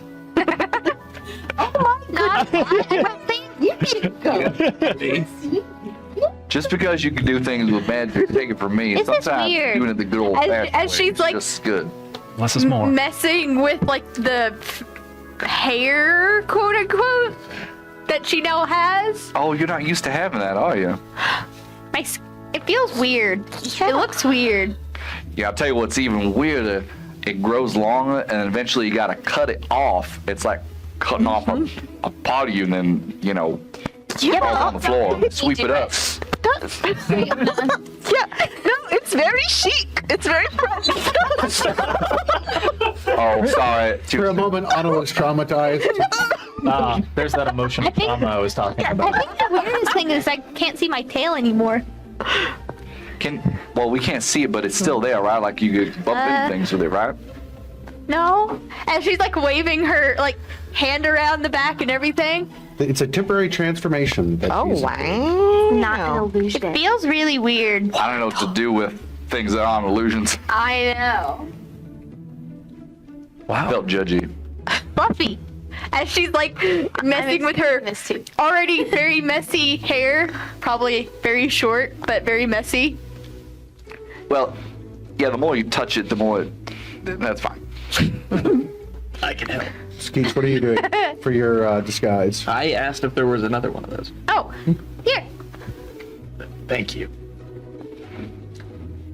Oh, we're finally gonna get to see what crisp humane looks like. He's holding the scroll and make it go, and nothing happened. Oh, Thank you so much. What I'll remember this. what's going I on? really will. What's going on here? Skeech, you look stressed. Oh wait, do you have I'll to just- read off the scroll? Read this. I can read it for you if you want. Will that no. work? You can Hey, Vaughn. you can get him help to me. recite the words as he's I holding can. it. Come here, I was Skeech. gonna say I could. You're on the list. I thought you said I had to read it. Come over. Don't talk to me or my son ever again. Read it to him. Urgent. I said, listen. You would have read it to him and helped him recite it. I just forgot and it went completely over my head. She should have, but she didn't. Now I was gonna say, in the moment, you were very much caught up with the trans. You've now got 5 fingers as opposed to 3. Yeah, so she basically I walked over to Vaughn with Hey, the scroll. 5 fingers Here opposed you to go. 4. okay. Technically, 3 fingers and a thumb. Oh, true. But then we would only have 4 fingers. Oh, that's then. right. My bad. I can Thank you, bite Internet. as many fingers off as you need. So anyway, Skeech and Vaughn are now hanging out next to each other with Skeech looking very, yes, villain origin story here. So, You had a very dejected Skeech, but like now it's just like contempt. Yeah, that's you feel warm. That's because you got the hair here, but then we kind of have hair a little bit everywhere. Furlin out. Just go through it. section by section together. No, just humans are warm. We are warm-blooded. I'm attempting to take the things and put it into dark speak, and then to take it back so it knows what it sounds like in Northern appropriately. Neck to Verada. For our tie. Mitsubishi. It's just, teeth there's aren't just sharp one more anymore. Why line. that one got a line over it? Well, because that was whoever drafted this made a mistake, and they kept on going. So we just skip over that one, and you go to the bottom one. Right. Okay. Yeah. Then I will attempt to go. And you just scroll. it just says insert name here. Anyone's name. The person using the scroll, Skeech. Your right. name. Unless, do you have a surname, Skeech? Do you have a full name? I mean, I just Skeech was what everyone called me, but I guess Merklower would be the last, Well, finish the last line and say your name. and I fill it in. And the same transformation begins to occur in him, and you become a young boy.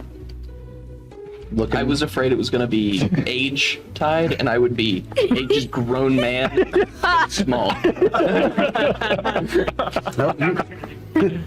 there is some psychological influence on what you become.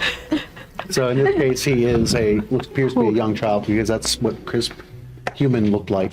Maine. Humane. Humane. All right, well, All right, Maine. that'll work then. This is really weird. Oh, it gets weirder. now the disguise helps some, but if we go into town and you're kind of like rubbing yourself, then Gotta act normal. you might Break. cause attention to be drawn to us. Act like this has been the body you've had your whole life. Skeech, do you have your giant backpack with all your explosives and everything else like that on you still? Okay, just Did checking. you put on shoes this morning? I just needed to ask a question, that was all. Isn't the backpack for him super noticeable though? No. Okay. You're asking a lot of questions. Well, You might find out. That's the most perceptive one. It does bring up a good point. We do have. Touchy. AFO, right? Each is, No, that's just how. So some people come up and they'll try to take your things, and then you gotta look at Can I it. ask, did something happen while I was gone? I'm noticing a lot of In the group? Damon, would you like to share with the class? No. Well, I wasn't really What a talking about Damon. It's more the rest of you look upset. Yes. Sometimes when people are hurt and scared, they say hurtful things, even to people that they care about, even if they don't mean it. Is that what you did? I'm not talking about myself. Oh. That's what Damon did. He talked about himself? No. Oh, Yes. sorry. He Talked bad about everybody We in had section. we had a disagreement. Uh-huh. We made peace with it, Okay. I think. Damon did. Have we though? I think this is a good conversation to have, guys, before we continue on to our path. So, where do you sit with your feelings now? Are you wanting to continue with us? I'm here, aren't I? Well, you have been the whole time and apparently didn't want to be. So, do you want to be? Where did I say I never wanted to be? Probably. Oh, no, I didn't say that I didn't want to travel. I was saying that the plan was stupid. I think I misread the room when I walked in. Okay, so what is your plan then? To not be seen? Was that not clear back at the tower with what I said?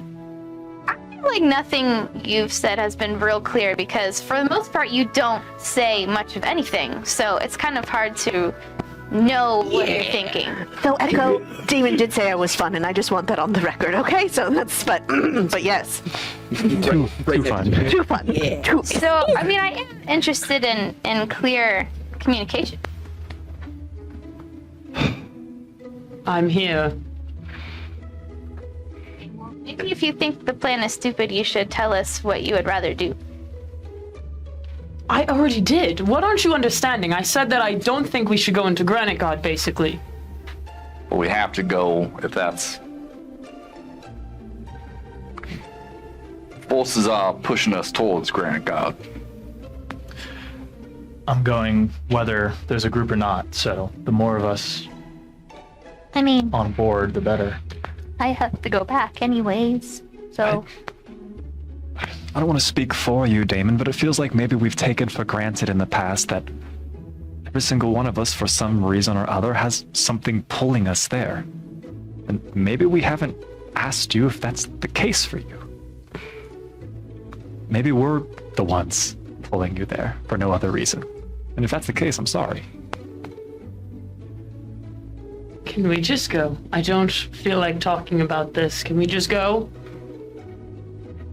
Sometimes you have to talk about things. Okay, but I don't want to talk about it. We can't push Damon to talk about this if they don't want to. Yeah, he might stab you. And we aren't going into Granitegard today. We've got time. We've got a little time to figure this out. Come up with a better plan, maybe get better equipped, maybe have some more time for some more conversation if it feels appropriate. Find out what a clown is. Find out what a clown is. Time for fun is what I'm hearing from Skeech, so I'm just saying, like, let's go and we'll figure it out. So, Ana, your father, he's called the Spy Master, correct? Yes. Yes. I may have found something in my time away. Not a lot, no conclusions, but a mention. But you're probably wondering why I left at all. But we can walk and talk. I assumed you were climbing a tree. No. Not even one? Should have.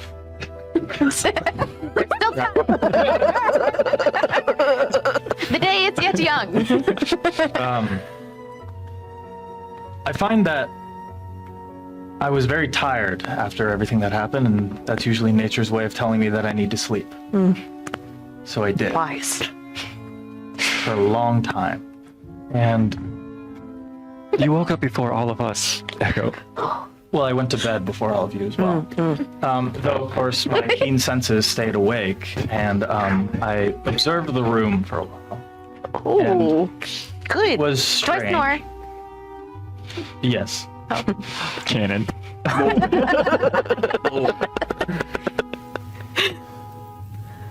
Why I was anticipating tension is I noticed that there was some figures in the room arguing. One of them reminded me of Dick. Though he was much smaller, he did have thumbs. He was a raccoon. He had rainbow furs with a posse of rats that were licking my feet. Dipped in syrup with feathers. And there was a purple tiger that was asking it if anything was wrong. And it seemed like it didn't want to talk. Something about eggs. Yes. Tigers are known for their egg diets. The part that confused me the most, and if I didn't wake up, I would have been mulling over it, was something about hiding a body or making a body or something along. It's just like, you know, apparently, it's like when you're good friends with someone, you offer to kill people for them. I just thought this was a requisite part of bonding. Yeah. Right? Okay. Yeah. That's the way it worked when I grew up. Well, the point is that my dreams speak to me in mysterious ways, and that is often how I interpret the next course of action. Echo, did you eat any strange berries before you went to sleep? I mean, just what normally consists in my diet of, healthy It was berries. the spider milk it went bad. All right. But I felt a pull to something, that I'd missed something. And I've been finding these markings left behind by my master, some that were hidden because of the water that hadn't yet drained. And it led me all the way back to where the Granitegard Road and the Traders Road intersect, by these abandoned houses. It's actually where I found Pavis. The group which may consist of both of your fathers and my master. We're heading into the city, and it's said that the spy master knows the way into the sewers or the river. Under the river. Into the river. Under the river, into the sewers. Out of the sewers into the river. So they probably went to the same place as we did. Oh. But the last note was about Skeech, cover your ears. Malice, before you can do it, Malice. There's actually not a reaction from Skeech. Oh. We'll unpack that later. You know, I told you. It's hard. You know, I paid for another name. We need it. They mentioned that they'd killed her before. Oh. Did you know this? No. What? Oh, she must be what my father referred to as the great evil. I think, yeah, regardless of her status in undeath, yes, but Well, that's what my father said to me all growing up, was that my parents and my father's best friend, which now sounds like your master, killed the great evil together. and you think it was only Malice Indus? I don't know, but she might be included in that. I would agree with you on that. Did it say how they killed her? It only No, said, but it killed my mother in the process. That's all I know. I think, What? Yep. Said that so nonchalantly. Do you remember? He's had time to process that. You remember yesterday when I Only a told you that lifetime. I had a vision yesterday. A dream, I suppose you could call it, that Mary and I somehow joined forces to defeat Malice Indus. was in your dream? There's a lot of dreams going around. One of us I'm telling you. is one of us gonna die. A great source of wisdom. That's ominous. Well, if it comes to that and it's a choice, I will take the blow for you. Let's hope it doesn't come to that for any of us. Actually. No, I don't want to vote. I don't believe in democracy. Want us to vote on that. You should know that the note was destroyed after this, but all it says is she knows.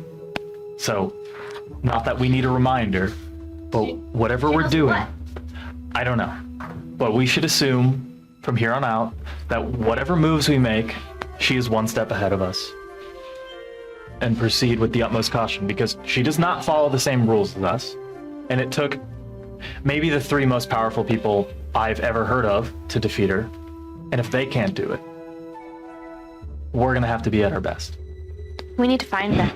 If we can join forces with our fathers and your master, maybe as a group we can do it once and for all. I agree, and I've been doing my best to track them down. But after coming back to this, and I know my presence keeps everyone together with my charm and personality, but It's your, True. Yeah. it's your humility. thank you, King. I need to know that we are all fully in, because if anybody has any doubts about this, Malice Indus is not somebody to go in with, insert a saying here about not being prepared, but Damon, I hate to single you out, but if you're not fully ready to take on her with your life on the line, I would feel it a disservice to ask you to continue to come with us if you're already having doubts. I trust your abilities, but do you trust yourself to do this? And us.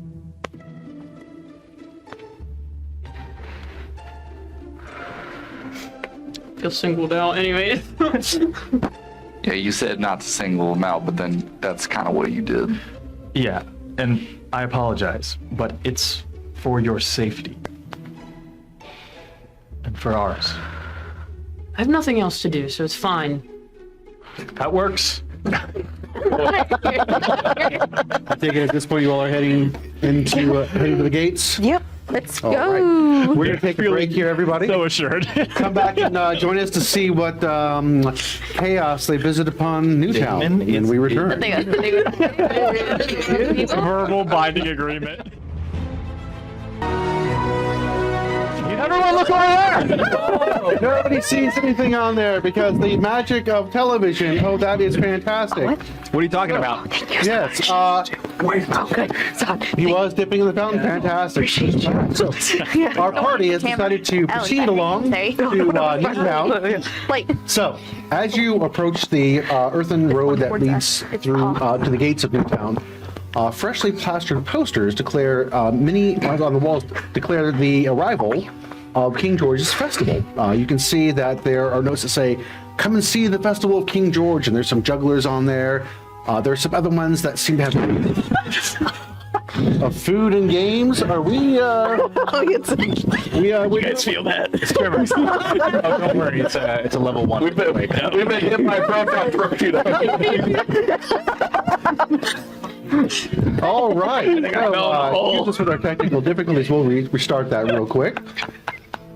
So again, wow, I feel really bad in this narrative, but it's got to happen tonight, I guess. Anyway, for those of you that can read, again, it states information about the festival. For those of you that can't, there are all kinds of pictures on there that seem to be really inviting and encouraging you to come check out the games and the food and that sort of thing as well.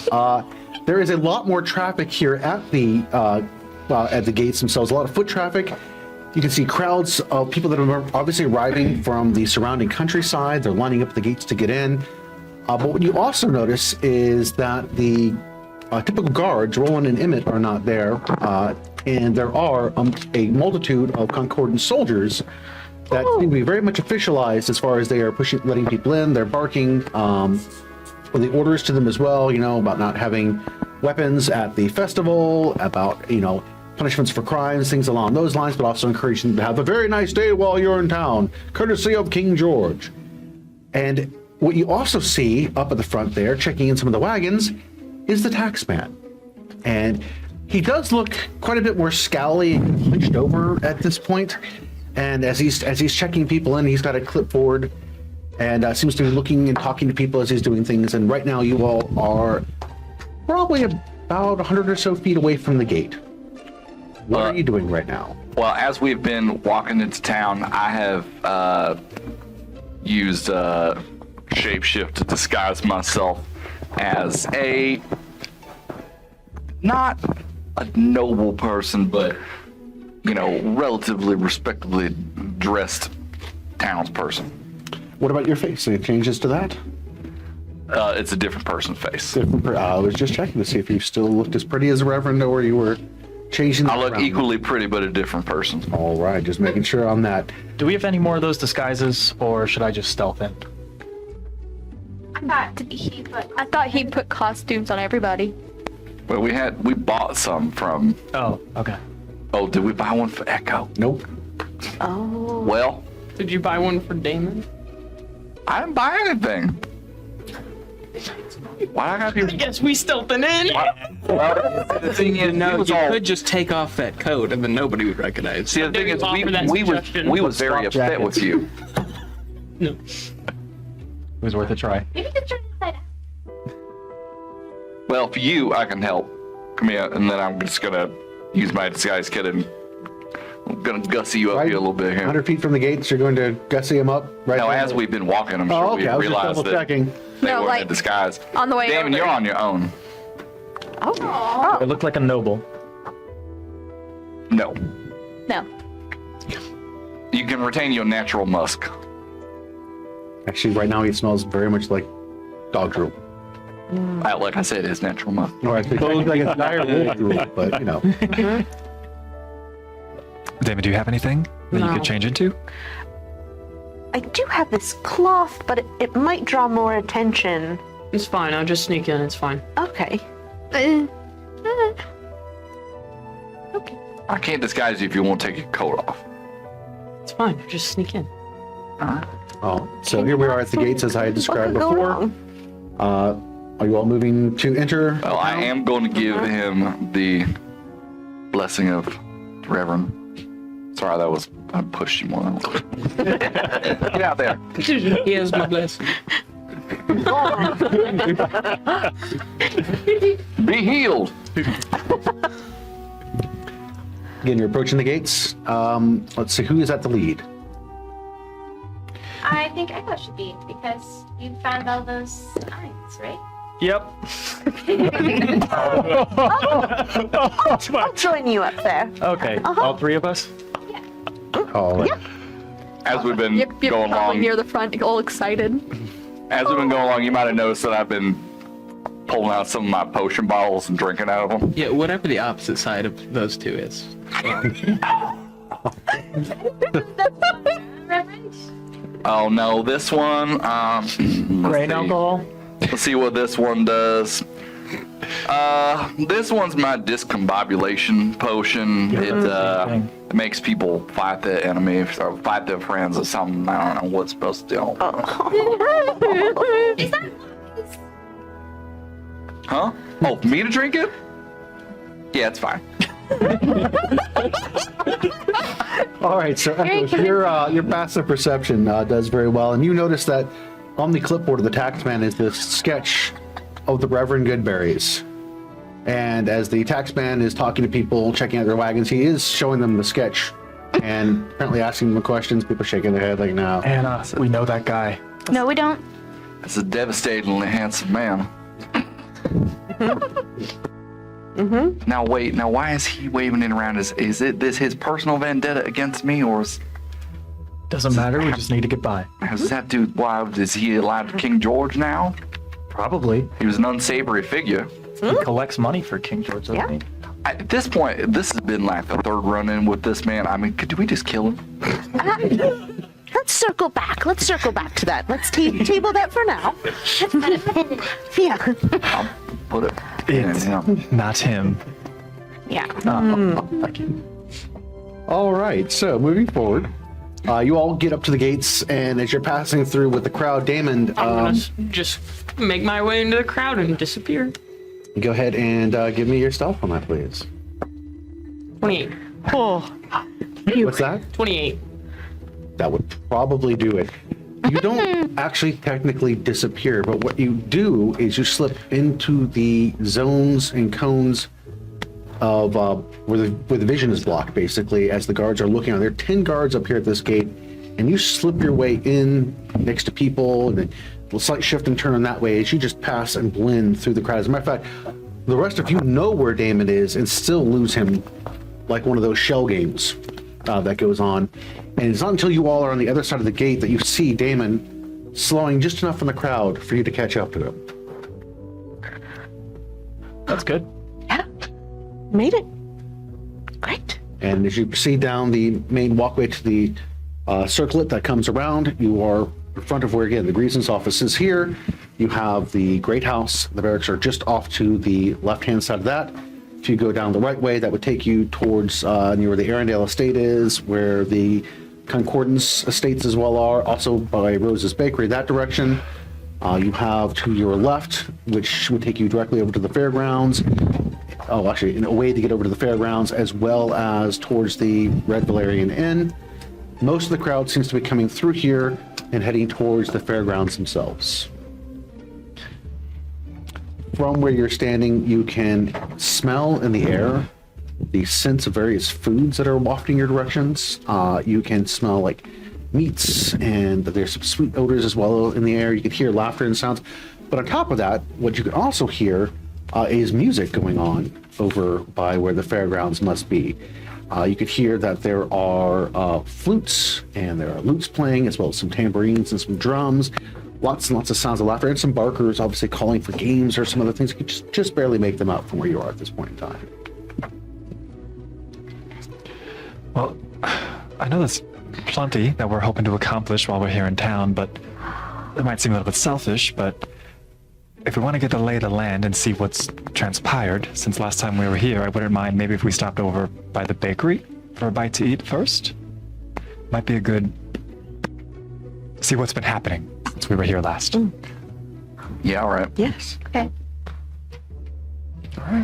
So heading over towards Rose's Bakery, Most of the crowd is going the opposite direction, but there's still some foot traffic. You can see some of the families from the Concordance estates are moving along, bringing their kids with them and their servants, very excited to head over towards the fairgrounds. When you get to Rose's, there's no smoke coming out of the chimneys or anything else like that. You can see that Rose appears to be alone inside of the bakery itself at this point in time, and it's marked closed. And what do you do? A little knock on the door. Open the door. All right, Rose, standing before you is Vaughn. You're here. Is now a You're bad back. time? No, it's fine. I brought some friends. I hope this is not intruding. There's one more of you than last time I see. We'll Yeah, explain it. Hi. Do you have a space for us to sit down and talk? Always. Thank you. He falls in. You quickly usher them in and close the door. Absolutely. All right. I hope you know the whole time Yip Yip's has been looking around this town starry-eyed. And has started writing things down and drawing things really rapidly in her little notebook. It is sights that you have never seen before. You've seen the streets of Granitegard that are decayed and damaged over time from all the mayhem that's gone on here. This is such the opposite of that for you. I mean, you have flowers that are still blooming even at this time. That appears to be some of the winter things that are people that grow with the herbs in their garden. You look around and there's all kinds of excitement and just life all around you. It is a very strange sensation. Is anyone noticing her doing this? Is this drawing She any? just looks to be a small child enjoying life at this point. Great. One thing, though, you all did notice on your way over here, I forgot to tell you, is that there are definitely more patrols of soldiers wandering the streets. And all these soldiers appear to be wearing the Concordance, either Hasten or Gallifrey on their arm. I'm going to write in my notebook, take down details of both of those sets of armors, markings and everything that will be on them into my notebook. Nice. Rose, I'd like to introduce you to our new friend, Yip Yip. Yip Yip? Hi, This is I'm our Yip friend Yip. Rose. Oh, great to meet you. Yip Yip. Great, and your friend next to you Yeah. is. It's me. I was hoping. It's your boy, Skeech. It's the nicest thing I've heard all day. You didn't have to read into that. Skeech's been having a rough day. As have we all, turns out. It seems to be going around. What have you all been up to? Who wants to start? Fighting with each other. Then we talked to the guy who was there when my mom died. Then we fought with each other some more. Then, I reach over and try to take out of whatever Reverend has in his hand. this one makes thunder. Insight. We'll listen later. Boom. I got you. 10. You're waiting for him to pop. If you would. If you're going to do any of the glitter or dirt tricks, just keep them outside. Oh, now I'm not in the mood. It's been a few days, Rose. You're leaving out the part where you gotta kill a whole race of fish. Oh yeah, we did that too. We did. Flush them in their god. Yeah. They helped us. I think I accidentally started a splinter religion. Yeah, that was really weird. I'm sure nothing bad will happen. We spent some time in the sewers, and needless to say, we made choices. You're all intact, though? Mostly. Great. Well, you made it into the gates, thanks to... I mean, I knew it was you when you came in, but best to keep disguised. For a lot of you, at least. We're hoping you might have a lay of the land on what's been going on in town recently. Well, There there's seems extra patrols. so many. We we just keep seeing troops come from Hastings, from Gallifrey. To keep the city safe, they say. Safe from what? Well, 500 in a city this size seems... Right. Safe for who? I do not believe it is the citizens that they are here to protect. And my question about this is, we know that the Way is operating in this town essentially unimpeded. Are they simply good enough to avoid detection by these forces, or are they in league with one another? That's a question we haven't really found the answer to yet, I think. You heard about Wyatt? We know he was captured. Do you know more? A little. He was captured and questioned. I think he's home now. Thank goodness. Questioned pertaining to what exactly, Rose? Again, we're still piecing things together. It doesn't seem to be clear who has what intentions here. This is interesting. Whatever move they're planning for. I don't know. If they have enough force, I imagine. Why haven't they made their move yet? Why do they need more people? Can I suggest, do we know if George and his forces are also enemies of Malacindus? Is there a chance they're also fighting the same people as we are? Just in addition to also wanting to get rid of us? The enemy of my enemy is my friend. No. I think I fall in the no camp as well. But I'm not saying I'm gonna like shake George's hand and get under his payroll. I don't know, Echo. But the more time and distance that I've put between myself and George, the more I want to speak to him directly to get answers from him. He owes me that at least. Sounds like that might be kind of hard. It would be remarkably challenging. I think if you dropped your disguises, it'd be pretty easy, honestly. The way I would like to speak. If I get a good look at him, then we can have a lot of fun. I mean, we can practice. Practice what? It's not the conversation I need to practice with. Okay. Rose, is there anything else that you've heard? Anything that's come in from any of the other listening ears? Some folks have come in. Folks? You remember Rizzo, the Rizzo family? Evelyn and their 15 children are staying here now. It's a quiet time right now here at the bakery. I think mostly because of the carnival. The children are probably all there. The family is staying with you here. They're helping here in the shop. This time in the back, you do hear crashing of some pans and this oops sound from back in the kitchen. I guess not all of them went to the carnival after all. That doesn't sound like helping. They're keeping my spirits up. You're very patient, Rose. You always have been. Well, after you left and the last time you were here, I felt really lonely. As soon as you left, and I know. They came at the right time. They came at the right time. I'm glad you have them.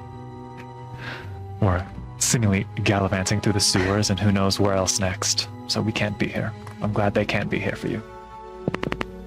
Thank you. What if this carnival? And George is to deliver some speech, some gift to the people later today? What is this all about? Well, I mean, wouldn't you expect that from George? He likes to hear himself talk, from what I remember, yes. The carnival came from the south, and there are a lot of folks selling things that came from the north, from the Concordance. It seems like folks are coming from everywhere, honestly. Caravan that came from the south. You get a good look at any of the folks from the caravan? Not myself. I haven't been over to the carnival yet. Damon, are you thinking what I'm thinking? Yes. Care to elaborate? If you're thinking it's the way, then yes. Yeah, and knowing that, do you think you'd be able to recognize anyone if we got closer? Maybe. Alright. Might be worth checking on. Rose, do you think it's wise for us to try to speak with Wyatt?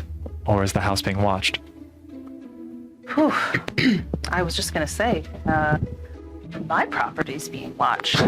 I'm glad that you came in here in disguise. You might want to leave in groups. I do think that we're all being watched. By who? It seems the Concordance. But it's hard to tell. People who are watching you often don't want to be seen themselves. Fair. Fair. We don't plan to be in town for terribly long. We need to resupply. I have a suggestion. Let's hear it then. You said we should leave in groups. I think maybe we should possibly split up for a little bit. I think we all have some slightly different goals and things we want to accomplish while we're here. It might be safer for us not to be in our typical group, and maybe we could get things done quicker. Maybe the three of us go find who we're looking for. Master, our fathers. There were clues they were in the city, correct? In Granitegard, I believe. I think. Yeah. Oh, okay. Yeah. Oh. But then, yes, yeah. But still, maybe some of us could get supplies and some of you could talk to Wyatt. Yeah, we've been tasked with,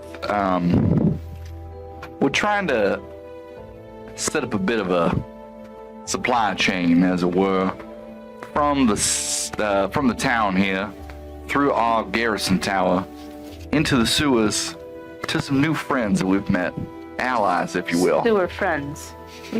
Hi. Under the city. Yes. You're one of the sewer friends. They made me use a magic scroll thing to disguise me. I'm not used to looking like a human. The hair's really fluffy. As she starts playing with her hair again. Begins frizzing out.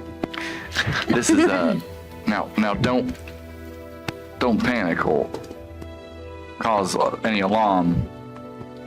Our friend Yip Yip is a kobold. Kobold. That's a great disguise. It was a magic scroll. So magic always works better as a disguise rather than me trying to dress up like a human. That wouldn't really work well. That probably would work better for Skeech than me. Now, do remember that they don't take kindly to magic usually around here, so Right. we don't want to use the M word very much. Rose is a friend. It's safe here, but I agree with the Reverend Goodberries. I mean, you were already telling her about how I'm a kobold even though I'm disguised, so I thought it was okay. Well, yes, Rose is a friend. I'm just reminding you. It's just good habits to Okay. practice. I do... DM. Would I feel it's safe for them to take the passage into Wyatt's property as a way to get in touch with Wyatt? We don't know. You know, again, the property is being patrolled pretty. It might be able to get them onto the property, but getting from where it exits to the estate proper would be open ground, and there are patrols. So it's a little hot right now, particularly especially during the daylight hours. Yeah.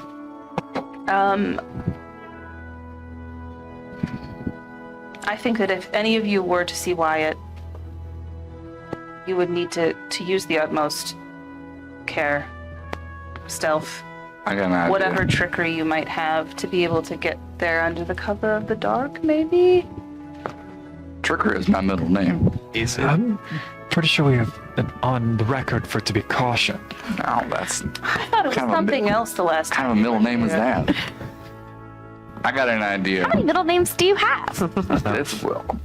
Why am I getting interrogated now? Speaking of being interrogated, why? I do think we need to talk to him, figure out who interrogated him and what they was asking. I think I got a plan. I can disguise myself, but I cannot disguise anyone else. We got someone that the Concordance is looking for. Yes?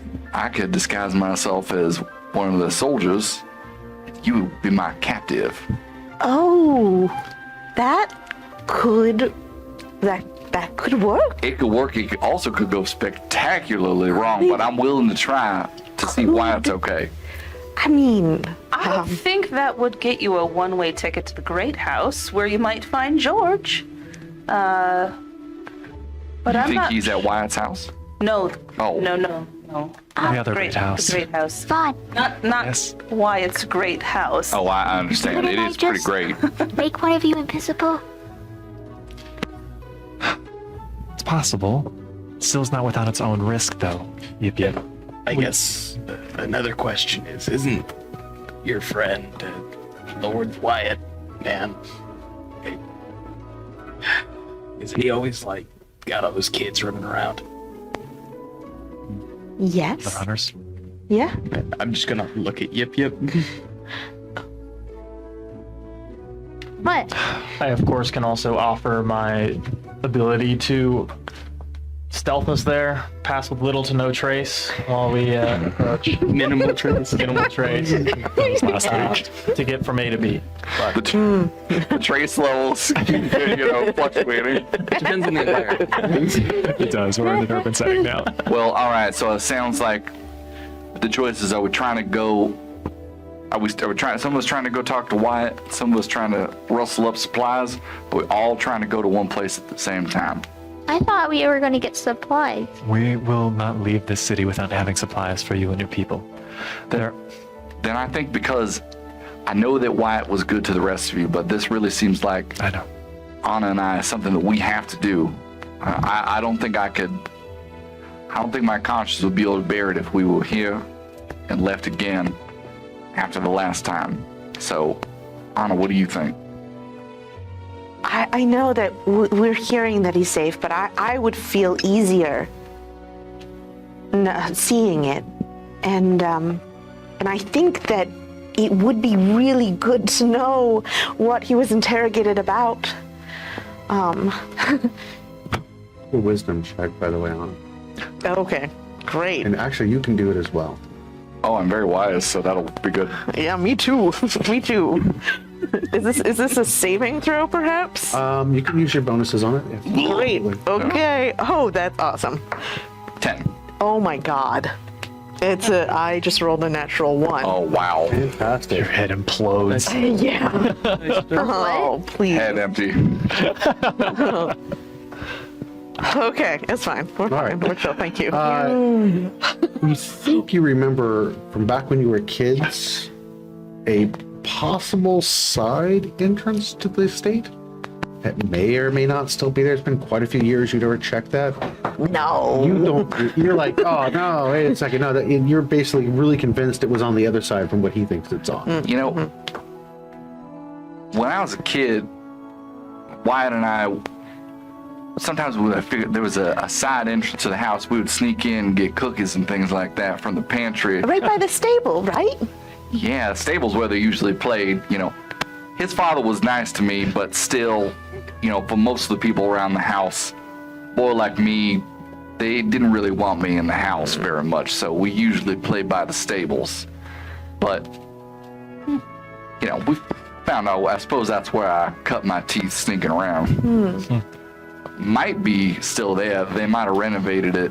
I really don't know. I didn't notice it when we were there before. We could look. It's the least bad of plans that we've come up with. That's true, which makes it the best plan. I would hate, though, to in any way impede, the supplies to the Kobolds or the city or just, our mission in general. So I would really, should we split up? We can take care of this. Okay. You two should So- do what you need to do. Okay. You guys, just you two in the first party, or anybody else accompanying you? do you want somebody to help you in case you need to get out quietly? Or do you have it handled with your ruse? I mean, there's a really good chance that we don't make it out of there. Like Rose said, it's a one-way trip inside the house. So if you're offering to help and you think the rest can manage without you.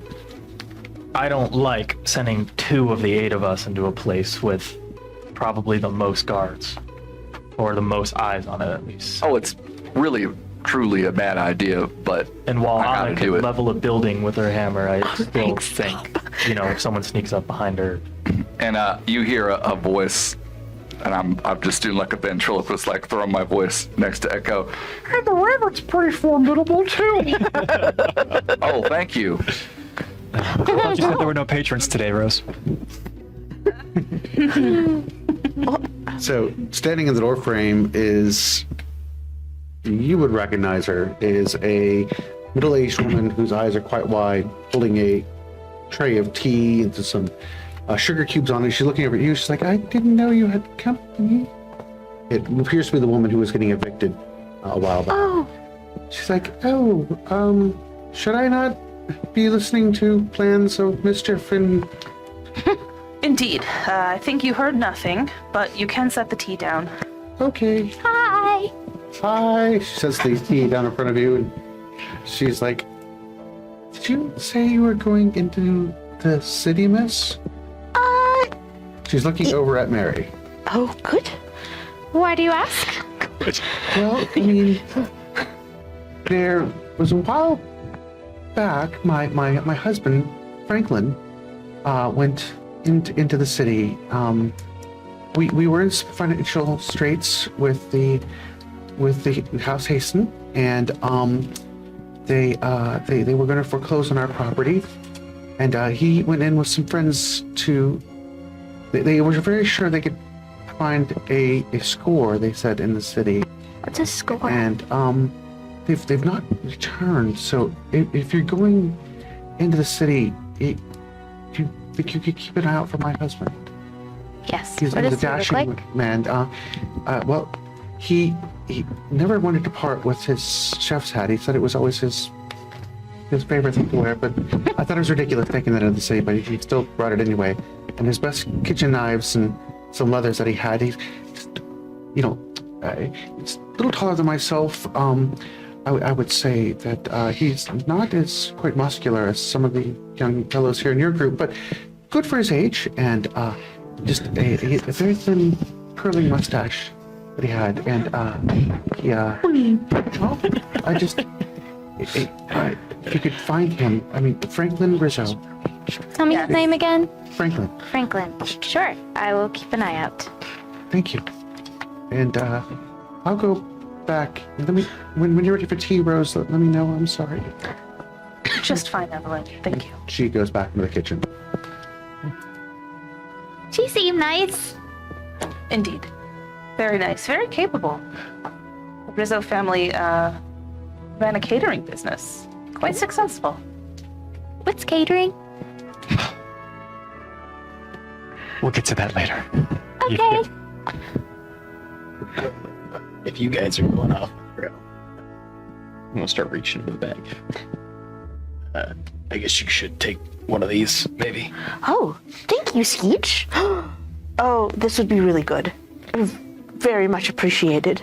Yeah, so there's not a ton of powder in that one, so it shouldn't, make too much of a trouble, but it might be helpful. Mm-hmm. Oh, excellent. Well, good to have just in case. What could possibly go wrong? Nothing. If you need to know. Yeah. I very much thought it was a rat. Yeah. It's one of the gray. Yeah. We're not on the bad list right now, okay? I've got Reverend, Echo, and Sky heading off to go see Erindale. And Damon, Yip, Skeech, Mary, and Vaughn heading off to the other tasks, correct? Let's go, let's go, let's go! The armor is over. Where is that in relation to where we are? Arms and Arms are by is by the Red Valerian. Okay. So that's where little Tom works, which is Zilda's husband right next to that. You should also take the eye that I bought from Gildan. That would be helpful for you. Seeing eye? Yes. All right. Well, can you... Echo, will you take it for scouting purposes? Yeah. Is there anything else that you all need from around town that we can do for you? In case we need to leave quickly? I dropped off some metal at the Armory, so if you could pick that up, I think that it might be done. They also had some, I had another special request for them as well, just in case. So if you could get that too. Okay. Thank you. Yeah. If you can find them, more of those tokens with the feathers, if we are going towards the frogs after this, might be good to prepare for falling. That would probably be smart. We'll keep an eye out, but Gildan may be our best bet for those type of trinkets. How much money do we have? Gold. I've got none on me, Lee. Well, somebody has a considerable amount of coinage. I think we're good. Could you price out a set of half plate while you're there? It's not a whole plate. It's a armor. Look at Mary and Ana. They got armor all over their body. You want more armor? I want armor that I can discreetly sew into my jacket. You can do that? You did With it skill. for me. With skill, I you think can. your middle name is Discreet. Discreet. It's my middle name. The Reverend. You just said it was something else. It's probably Clarence. Clarence. All right. If there's nothing else, then. Before we go, Rose, we do now have a fallback at the tower. So just in case things get a little hairy here, I know things are probably going great and we'll be fine, but just in case if you need to make your way out, you will be welcome there. And with open arms, and it's a safe haven, yeah, for you and any of yours you might have, yeah. Thank you so much. Absolutely. Wouldn't it be interesting to have to escape in the opposite direction this time? The irony. And if you and our other allies, if you're in need of people who can relay information or take things here and there discreetly, our associates from the former Thieves Guild that we're harboring at the Garrison Tower could be of use, so we can be of some assistance with that as well. Noted. Rose, is there anything that you need that you haven't been able to acquire recently that maybe we can do without being watched? Just a little privacy from the Concordance, honestly. I don't know if we can provide that. Not yet. Understood. No, I'm doing all right. Thank you. I keep saying it. We just gotta get me close enough to King George and solve a lot of those problems. Let me paint a scene for you. He's giving a speech. All of a sudden, he starts going berserk, smacking his friends, just generally going wild. He'd be out pretty quick. That sounds fun. It does sound fun. Just put a pin in that one. I'll do just that. Those of you who are trying to sneak to Wyatt's, the entry that you know is by the stables? Yeah, on that side of the house. That's where I remember it. I'm pretty sure. That seems right. Yeah. You were probably inside the house a lot more than me. I mean, yeah, I think he showed it to me once, and it was very cool, and I was also a really good friend, and he showed me all the secret passages. So, yeah. Why are you embarrassed?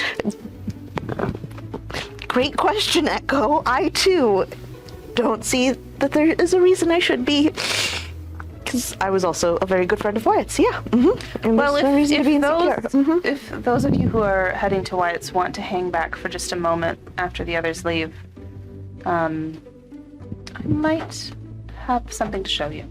All right. Oh.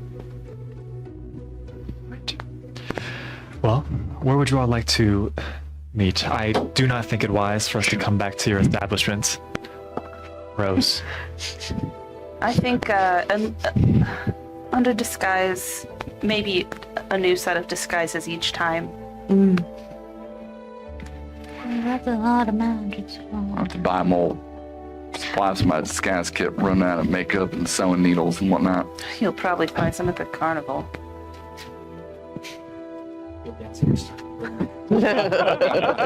What if we were to meet up at a place we don't Yeah. go? A central location. so- Yeah, somewhere new maybe that they wouldn't be expecting to find us. Could meet at the carnival. I That's just- kind of want to see it. Yeah. What's a carnival again? It's where Damon work. Yeah. Yeah.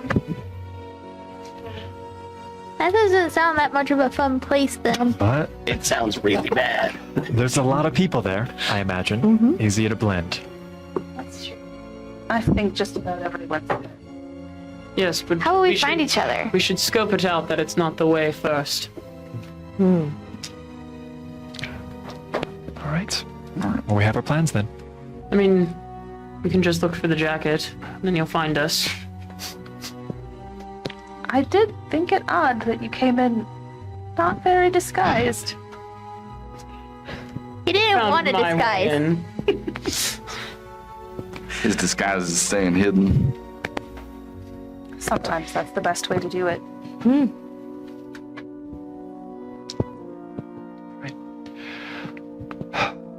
Please know that if you all don't come to meet up with us at a reasonable time this evening, we'll... Remember us fondly. No. No. You can't find a way to send word. Otherwise, we can spare some time, but we have to get these back to the Kobolds first before we're able to come back. I hope you understand. Just remember, I was the Reverend Goodberries, Oh, shut up. the world's greatest patent medicine salesman. I don't think it's going to come to that. All right, well, just in case, say something nice about me. I'll say a prayer for you, Reverend. I'll say two things. All right. Dude, the only two. All right. So off All we go. right. We're going. Yeah. Right. A big hug for Vaughn before Sean leaves. All right. Shoo, shoo, shoo. So out the door, those of you that are heading off to the festival, you said? Supplies. Supplies We first. didn't even Okay. get any bread. So out the door, you all head off to Downer time. procure supplies. And for the rest of you that are waiting behind, let's go ahead and take care of that. So Rose, it's now Echoed Sky and Reverend and Ana currently. All right. The four of you. I have passage to the stables. We'll need to make sure that we're not currently being surveilled, but I want to offer it to you in case you need to use it as a retreat more than anything else. I don't think that folks would know where you went. All right. Excellent. But I assume we don't want to let anyone see us going into the secret entrance at the stables. Absolutely. All right. So, We'll only use it as a last resort because I don't want to lead them back to you. thank you. Sometimes you have to take a risk. So we can walk out the doors of the cafe and take a look around to see if anyone's watching. Before we leave, I will reach down and begin to cast Pass with some trace. A few traces. A modicum of trace. Trace of a So we will no longer be leaving tracks, and we should be very stealthy. Wow. I'm going to transfer my Reverend's blessing to Ana. So you will just be at regular stealth rolls and not disadvantage. And before we leave, I will send out the Wandering Eye first, just to see if any heads turn when the four of us walk outside. I can let you know that using such a fanciful magical device in town would be very, very interesting. How big is it? It's about the size of an eye. Which means that it doesn't look like quite like a hummingbird or anything else like that, and it only goes 60 feet, I believe. I snatch it out of the air. No, this is the kind of magical trinket. It doesn't fly, just Oh, I'll snap it off the ground. Ow. Really? This is the kind of. It's like an RC car. But does the image rotate as it rolls, or does it? does. There's a lot of. It's like a gyroscope. That is not. We did not read the fine print on this item first. We only The way I read, interpret It's curved. we only read the quick start guide. We the way I read the interpret it, manual. it rolls, like you can't see it till it stops, and it always stops so you can actually see it and can pivot it around, but then it just keeps rolling again until you get to where you want to stop it. Right. Alright. It's like a little metal ball, and it like rolls, and it opens up, and you look around. Close. Okay. Well, Okay. so yeah, just be careful when you use it, because people got burned at the stake for less than that. I'm just gonna rely on my natural senses. Oh, out you all go.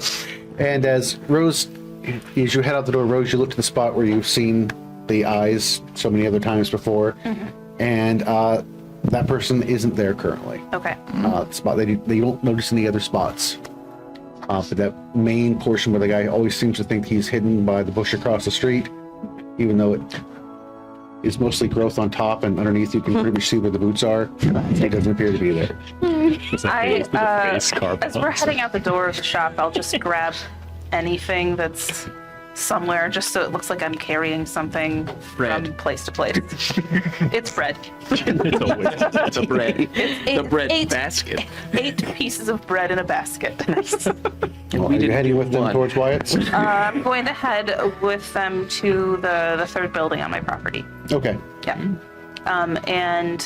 So on the property, there's the cafe, there's my home, and then there's a small third building. And we go inside of it, and it is just a small functional space.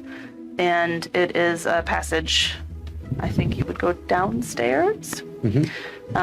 Just kind of a simple, unadorned space downstairs, and it will lead you to the stables. Great. And we're just seeing where it comes out in the stables, and then we're coming back and going in the regular way? You can use it as your entry if you like. It's going to get you about to the same places as it sounds like you can sneak in from your childhood.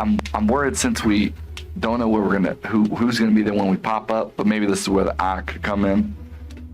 We could just kind of toss that out and see. All right, What's yes. around? That sounds great. Let's go. Thank you so much, Rose. You're welcome. And take the bread. If you can figure out how to stealth with the bread, I think I saw a little scorn on the face of your human form of Skeech. I take as the way out well, I door. think I still have the bag. So I don't know if that glitter is edible. no, I'm way to sure find I out. passed it off. You were carrying it. I distinctly remember getting a bottle of fire and insult it. The bag was not passed along. I realized that I still have this bag. That would have been very useful for the rest of our friends. Are you holding it right now? We're requisitioning everything. Do you want me to everyone. send Sky to deliver it to the others? I don't want to hold us up. I don't want to hold us up or hold them up.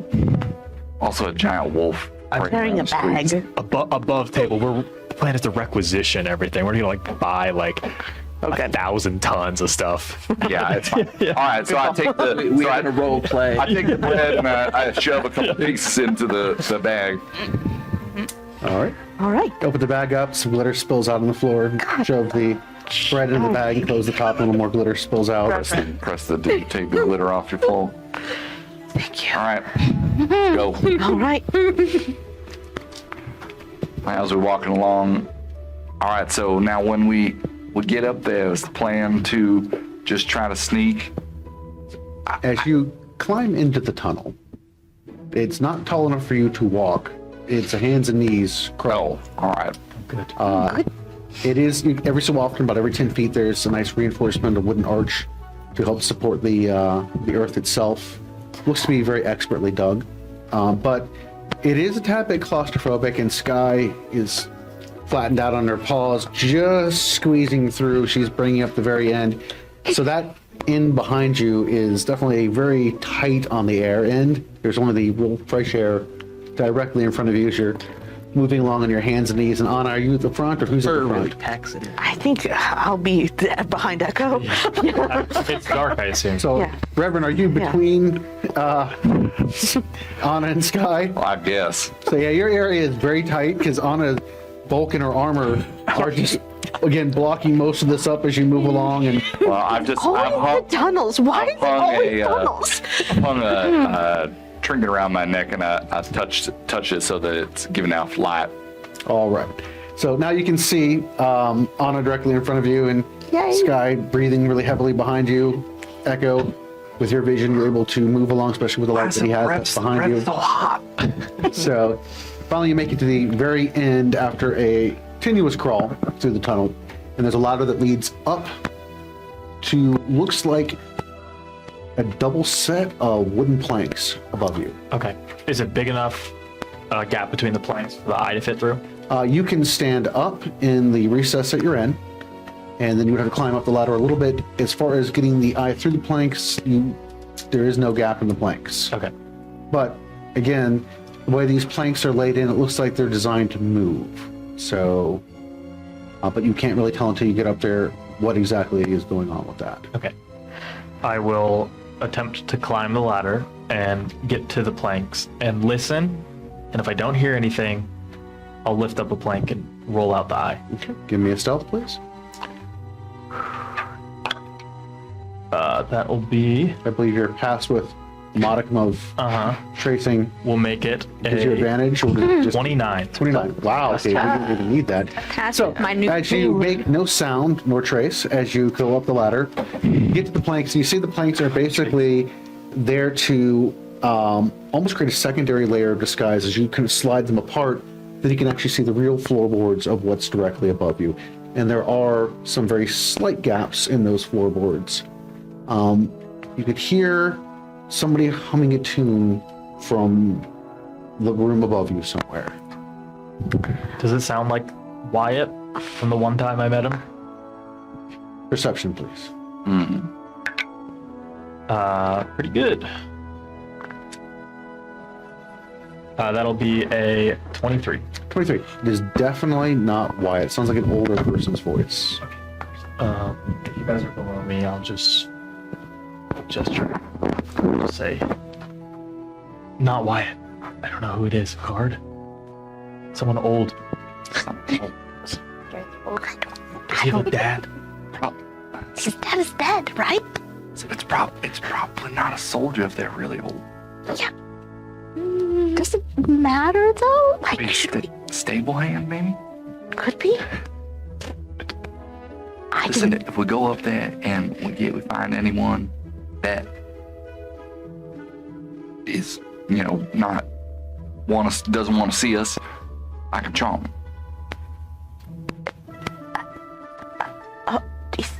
It seems risky, and I hate to give away the location of the tunnel, I but don't really have another way to. we can't turn around. Yeah, okay. Do I want to do the eye first or just go? Yeah, pop the eye out. Yeah, pop the I'm going to attempt to put the eye through the actual floorboards. Okay, so you're gonna actually have to move a floorboard, kind of push up on it to create enough of an opening to throw your eyeball out. Reverend, support my ankles. Oh wait, it's yeah. It's Anna behind you. Oh, better. Okay. Sky's in the back, kind of whimpering right now. Go ahead and give me a stealth on that, please. Ooh. 16. 16. All right. You push up on the floorboard. Doesn't make much of a noise at all. As far as lifting up on it, you're really happy. I mean, there's a little bit of a sound of wood on wood as you slap it up, but it's not carrying terribly far. And you chuck out the eye, makes a little bit of a thud sound, but not, again, too terribly loud as well. Humming doesn't seem to stop. And the eyeball rolls and comes to a halt in the room above. Are you going to release the thing back down and then use your eyeball? Yes. Or okay. Bringing the slat back into place, you close your eye, and then the eyeball kind of rights itself and opens up. And you see an older gentleman with his back to you. He looks to be a crumpet in his hand, and he's spreading some jelly on it. Dressed rather nicely, as a matter of fact. And he's again humming a tune, pours some tea drops a sugar cube in it, stirs it up, and Pinky out, takes a nice little sip, and then takes a bite of his little crumpet. Seems to be enjoying himself. I think he's a noble. His pinky is up. But he looks like he's enjoying himself, so he doesn't seem like a threat. And now, I guess what I'm a little worried about what he might say. Maybe I'm sure we could kill him, but that seems like a large step. I would never just murder a man in cold blood to check on Wyatt. That would be outrageous. Yeah. What do you guys think we should do? I said before, we can't really go back, so we're kind of stuck.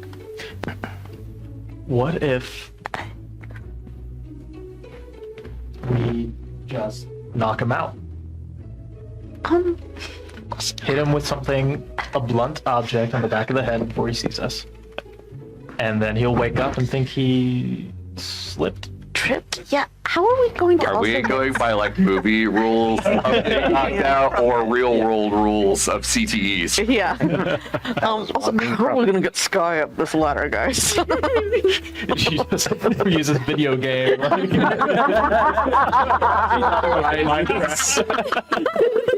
All right. Well, I'm at the back here, so I don't really get a say. But I think we gotta go up there and let's maybe talk to them. If he screams, though, yeah, hit him in the back of the head. Okay. I'll open up the boards and But like, assist you. don't kill him. I'll try. Okay. Yeah. Grievously wounded. Good. Yeah. Anna, are you going to scream past in the Echo? wrong group. No. Yeah. I'm gonna go first and just try and like basically make it easier for Anna to get up stealthily. All right. So let's start with your first roll to get these slats out of the way and get yourself up. Better. 28. Somewhere Wow. across town. Every time we sneak around in this campaign, it's like in my head, I'm hearing. Mine's more of the Benny Hill music. I was gonna- Take your pick. Oh, sorry, pardon me. Yeah. So you lift both the planks out of the way and slip yourself up real nice and quiet like. Have not disturbed him. The older gentleman is sitting there. He sets the crumpet down, sets the tea down at this point, puts the napkin, and you can see him kind of blotting his mouth there. You lean in and reach down for Anna. Let's go ahead and get a stealth roll since you have no disadvantage. I have no because of the disadvantage. Yeah. Almost trace have passing thing that he has. Yeah. And the Let's just do a straight stealth roll on that, please. Oh, great. For me. Well, Echo's pulling you out. Echo's great. so Yeah. We're gonna let Echo take the lead. Oh, thank God. Pocket Bard needs to have a 20. shenanigans sound. 20. All right. I'll email him. So up and out, you bring Anna's plate and bring out, and she's being pulled through these slats. It's just large enough to make the clear, but you can. The armor is dragging across it ever so slightly, but since Reverend has fastened the cloth around the front of her armor and such, it is just enough padding that it's just a slight. And because he's sitting there humming a jaunty little tune, he appears not to be hearing that. And out Anna gets. Close it. And you recognize Mr. Creedy. Oh. His back is turned to you at this point.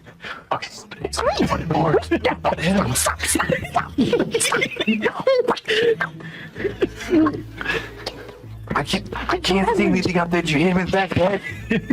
I'll go in to get the Reverend out.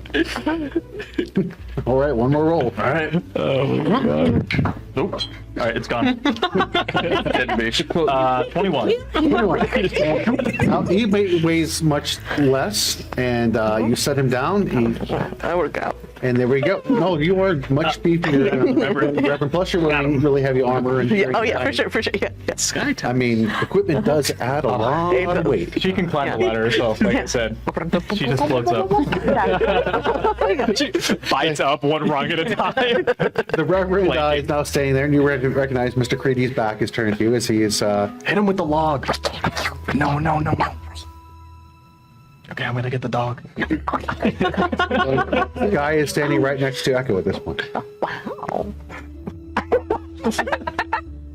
She loaded in. The distance was too far. She rubber band. Excuse me, Mr. Creedy. He was very surprised. He turns around. He's like, yes. And as you look at Creedy's face, you can see this shiner underneath his right eye. It is a massive, ugly purple and green and yellow bruise.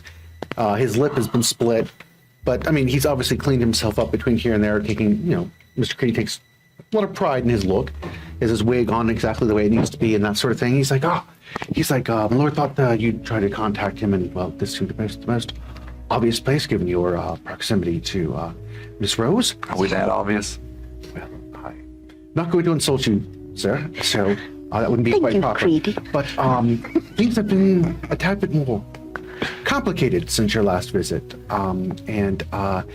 Yes, if you're going to go messing with these pack of jackals, I would highly suggest you bring a much larger army of friends for that. The Concordance has quite an interest in Lord Erindale's affairs as of late, and quite an interest in what you all have been doing. So I am to instruct you to head over to the Red Valerian, and it looks like you have been donning some disguises as well. So that's very, very good. I please don't take this the wrong way, but I assume that was you, Allie, underneath all of that, sir. Given the gentleman here and you as well, my dear. So I hope you don't mind the assumption on that he is. None taken. Yeah. Okay, very good, very good. Mm-hmm. Yes, his disguise kits are most impressive, I must say. Allie does good work. Yes, Mrs. Zilda and my lord have worked out the arrangements so that you can talk privately there. And once I get word that you have made it to the end, I will get the arrangements for Lord Erindale to join you there. Well, wonderful. Thank you so much for organizing that. Yeah. Oh, I didn't organize it myself. That was Lord Erindale that did such. I'm merely the messenger. Mm-hmm. Can I insight check him just in case he's under? Absolutely, please go ahead. Someone's controlling him. Ruh-roh. That'll be an 18. From what you know of Mr. Creedy, he seems to be quite on the level. Well, since I know nothing, he must be fine. All right, well. He does not seem to give off the vibe of somebody under stress, under duress, and he does not appear to be giving you the liar's eyes, sort of thing. So, How many guards are in the house? Well, there are always 4 guards on the gate. There are a total of 15 guards walking the property, and they do rotate in and out during the course of during the daytime. There are only about 7 or 8 walking. At nighttime, it does go up to the 15. There's always a guard posted at the front and rear doors of the estate itself. And he's at the Red Valerian? No, currently he's within the estate. Oh. But And no other Concordance guests, though? within the property itself? Yes, yeah. Oh, no, not currently. Oh, No. good. They Excellent. fortunately have decided to reside either in the Great House or over in the barracks, or even take up some residence with some of their friends and some of the other Concordance-owned estates around here. So, yes, fortunately, none of them are on our property. Well, sorry, that's on the all Lord's that- property, shall I say. I apologize. That's only like 20 guards. I come back and get the rest of the posse back here and make some noise, but I don't know if that'd be the best choice. Well, currently, the original group that arrived would be 1,500 soldiers, with an additional 500 that have come in, so that puts them about 2,000 total soldiers here in the city. I hope you are very proficient with your weapons, sir. He's not. Wow. Not yet. I've been getting better. You have, but we're not there yet. Not one man taking on 20,000 soldiers. That is. Listen, you don't have to be able to swing it that well when you can make lightning come out of it. All right, we're not going to argue about We this can right get there now. by the end of the year. That is very roughly the exact number of kobolds Well, there are. Do you think why is he better off here, or is he better off if we bust him out of here? Oh, goodness, I don't believe he wishes to be removed from his current position. All right. I mean, to be very honest with you, he has been making some headway into some of George's soldiers since they were prior Granitegard citizens. Some of them even prior Granitegard soldiers themselves at the day. So, he's a very talented, persuasive young man. Even more so than I believe than his father was in his day. So I taught him a thing or three when we was boys. All right. Well, that right. Could we leave a message with you for him? Absolutely. Did you wish to have me make the arrangements to meet you over at the Red Valerian? Yes. Please do, but there anything you wanted to say to him right now? Just be safe. Just be safe. I shall definitely pass that along. So, all right then. I do believe that you should heavily out the way that you have come in, and I will move some of the hay over this here. So I have one more favor to ask you. Yes, sir. Do you think that you could get into the house? And I would like him to bring something with him when he comes to meet us. Okay. I can certainly, from here, I just will walk to the house, yes. I'll take it. Well, you can get it now. I can walk directly over to the house. I am his manservant, sir. I need you to go on the bookshelf on the first floor. I think it's still there. There's a book for children. It's children's tales of adventure. And could you get it for me? Are you hard up for reading material, sir? It's not for me, Greedy. Oh, well, I mean, all right, very good. I mean, that was the book you stole back in the day, so. I'll put it back. This is true under duress, absolutely. You slap my hand, I'll put it back. It was up your honey, sir. Could you get it for me? Absolutely. I do wish to wait here, or have this Wyatt bring you this esteemed tome. I don't want to get you in trouble, Greedy. Wyatt can bring it with him when we meet him. Very good. I will ensure that he brings you the delightful tales that are contained within, sir. Thank you. And what happened to your eye? I fell down. No, you didn't. Greedy. That would be extremely dangerous if you fell down so concentrated in one part of your head. Probably would be yes. So it was delightful. I made the wrong comment around some rather brutish folks. It's the Kobold soldiers. Yes, they don't quite have the same level of humor as some of the others. The individuals around here. I'd like to see them make some rude comments from my friend Ana over here. I doubt you have the stones for that, sir. Yeah. We're going to repay the favor soon enough. That would be delightful. All right. Anything else I can do for you? You've done enough, Greedy. Thank you. Very good. You've saved us from trying to sneak into that house, getting captured, and probably killed. Yes. I do believe he would be very distraught if that was to occur. All right. Thank you. Very good. All right. So Okay, in the hole. Oh, again, it's always the tunnels. All right, yes. Can I be next to Ana as we crawl back through the tunnel? You mean front or behind? Back to the same arrangement? Yeah. Yeah, let's do it. All right. This guy's gonna close the board. Oh no. Creed. Okay, that's great. Yeah. Oh yeah. And suddenly, Reverend, you feel Sky behind you in the tunnel. You could just ask Creedy to close it. Yeah, he's gonna do it. Breath is it's so hot. Allie, I just want you to know that Creedy never caught me, and I just Two wanted to things. have that. One, please don't call me that. Second, how often was you sneaking into Wyatt's house?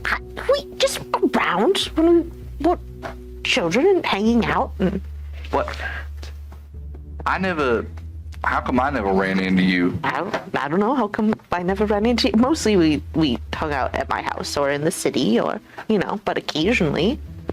Oh, okay. Business meetings. I think towards the end when we were hanging out, it started to get a little weird. He was always I weird. thought a girl might be involved. This is also around the time that I was getting roped into running the family business, so to speak. So I didn't have very much time to run around. I'm glad to hear that you found someone else to hang out with. Well, I'm sure he missed you a lot. I feel like he probably didn't mention me. Is that fair? I mean, he never didn't. It never came up, but he didn't mention me. Talking about his little street urchin, but it was probably not going to be very impressive telling to his lady friend. And talking about how I pushed him into a puddle to steal his ice cream wasn't really high on his list either. But it was really good. I mean, it was really good ice cream. In my defense. I can almost picture it. All right. That's neat that you know people, the same people. Do you? No, I don't know anybody. We're having this like. I'm sorry, Echo. Oh, yeah, cool. Do you? I can't see you up there. In the far back, you hear Sky whimpering at this point. Do you have anyone that you snuck around with during your Oh childhood? yeah, no, I had a lot of friends, but unfortunately they all died in the fire. Oh, What? no. A lot of fire. There's a lot of fire. Fire is dangerous. If you have the light up, his face just looks like gaunt for a second, and then it just. Oh, I'm so sorry, Echo. It's okay. I've done a lot of meditating on it. Was this, how long ago? Was this like years or? When did we meet, Reverend? It was just been a few weeks. A few weeks plus a few more weeks. Oh, that's so recent. Yeah. You never mentioned anything about it. Oh yeah, I only mentioned it to Mary. I'll tell you guys later. Okay. It's kind of short of air in here. Sorry. Yeah. Yeah. Smells like dog breath. Whimper, Sorry. whimper. No offense, Sky. And with that, you all proceed down the tunnel towards Roses. And this is where we're going to end tonight's episode. With half the party trapped in a nice tight space. I love it. We're within decap. So join us again. Remember, kids, practice your fire drill. 10th of September. Again, we're off for the 3rd, so that our producer and Audrey can enjoy the Cherokee holiday there. But come back and see us September 10th. We're excited.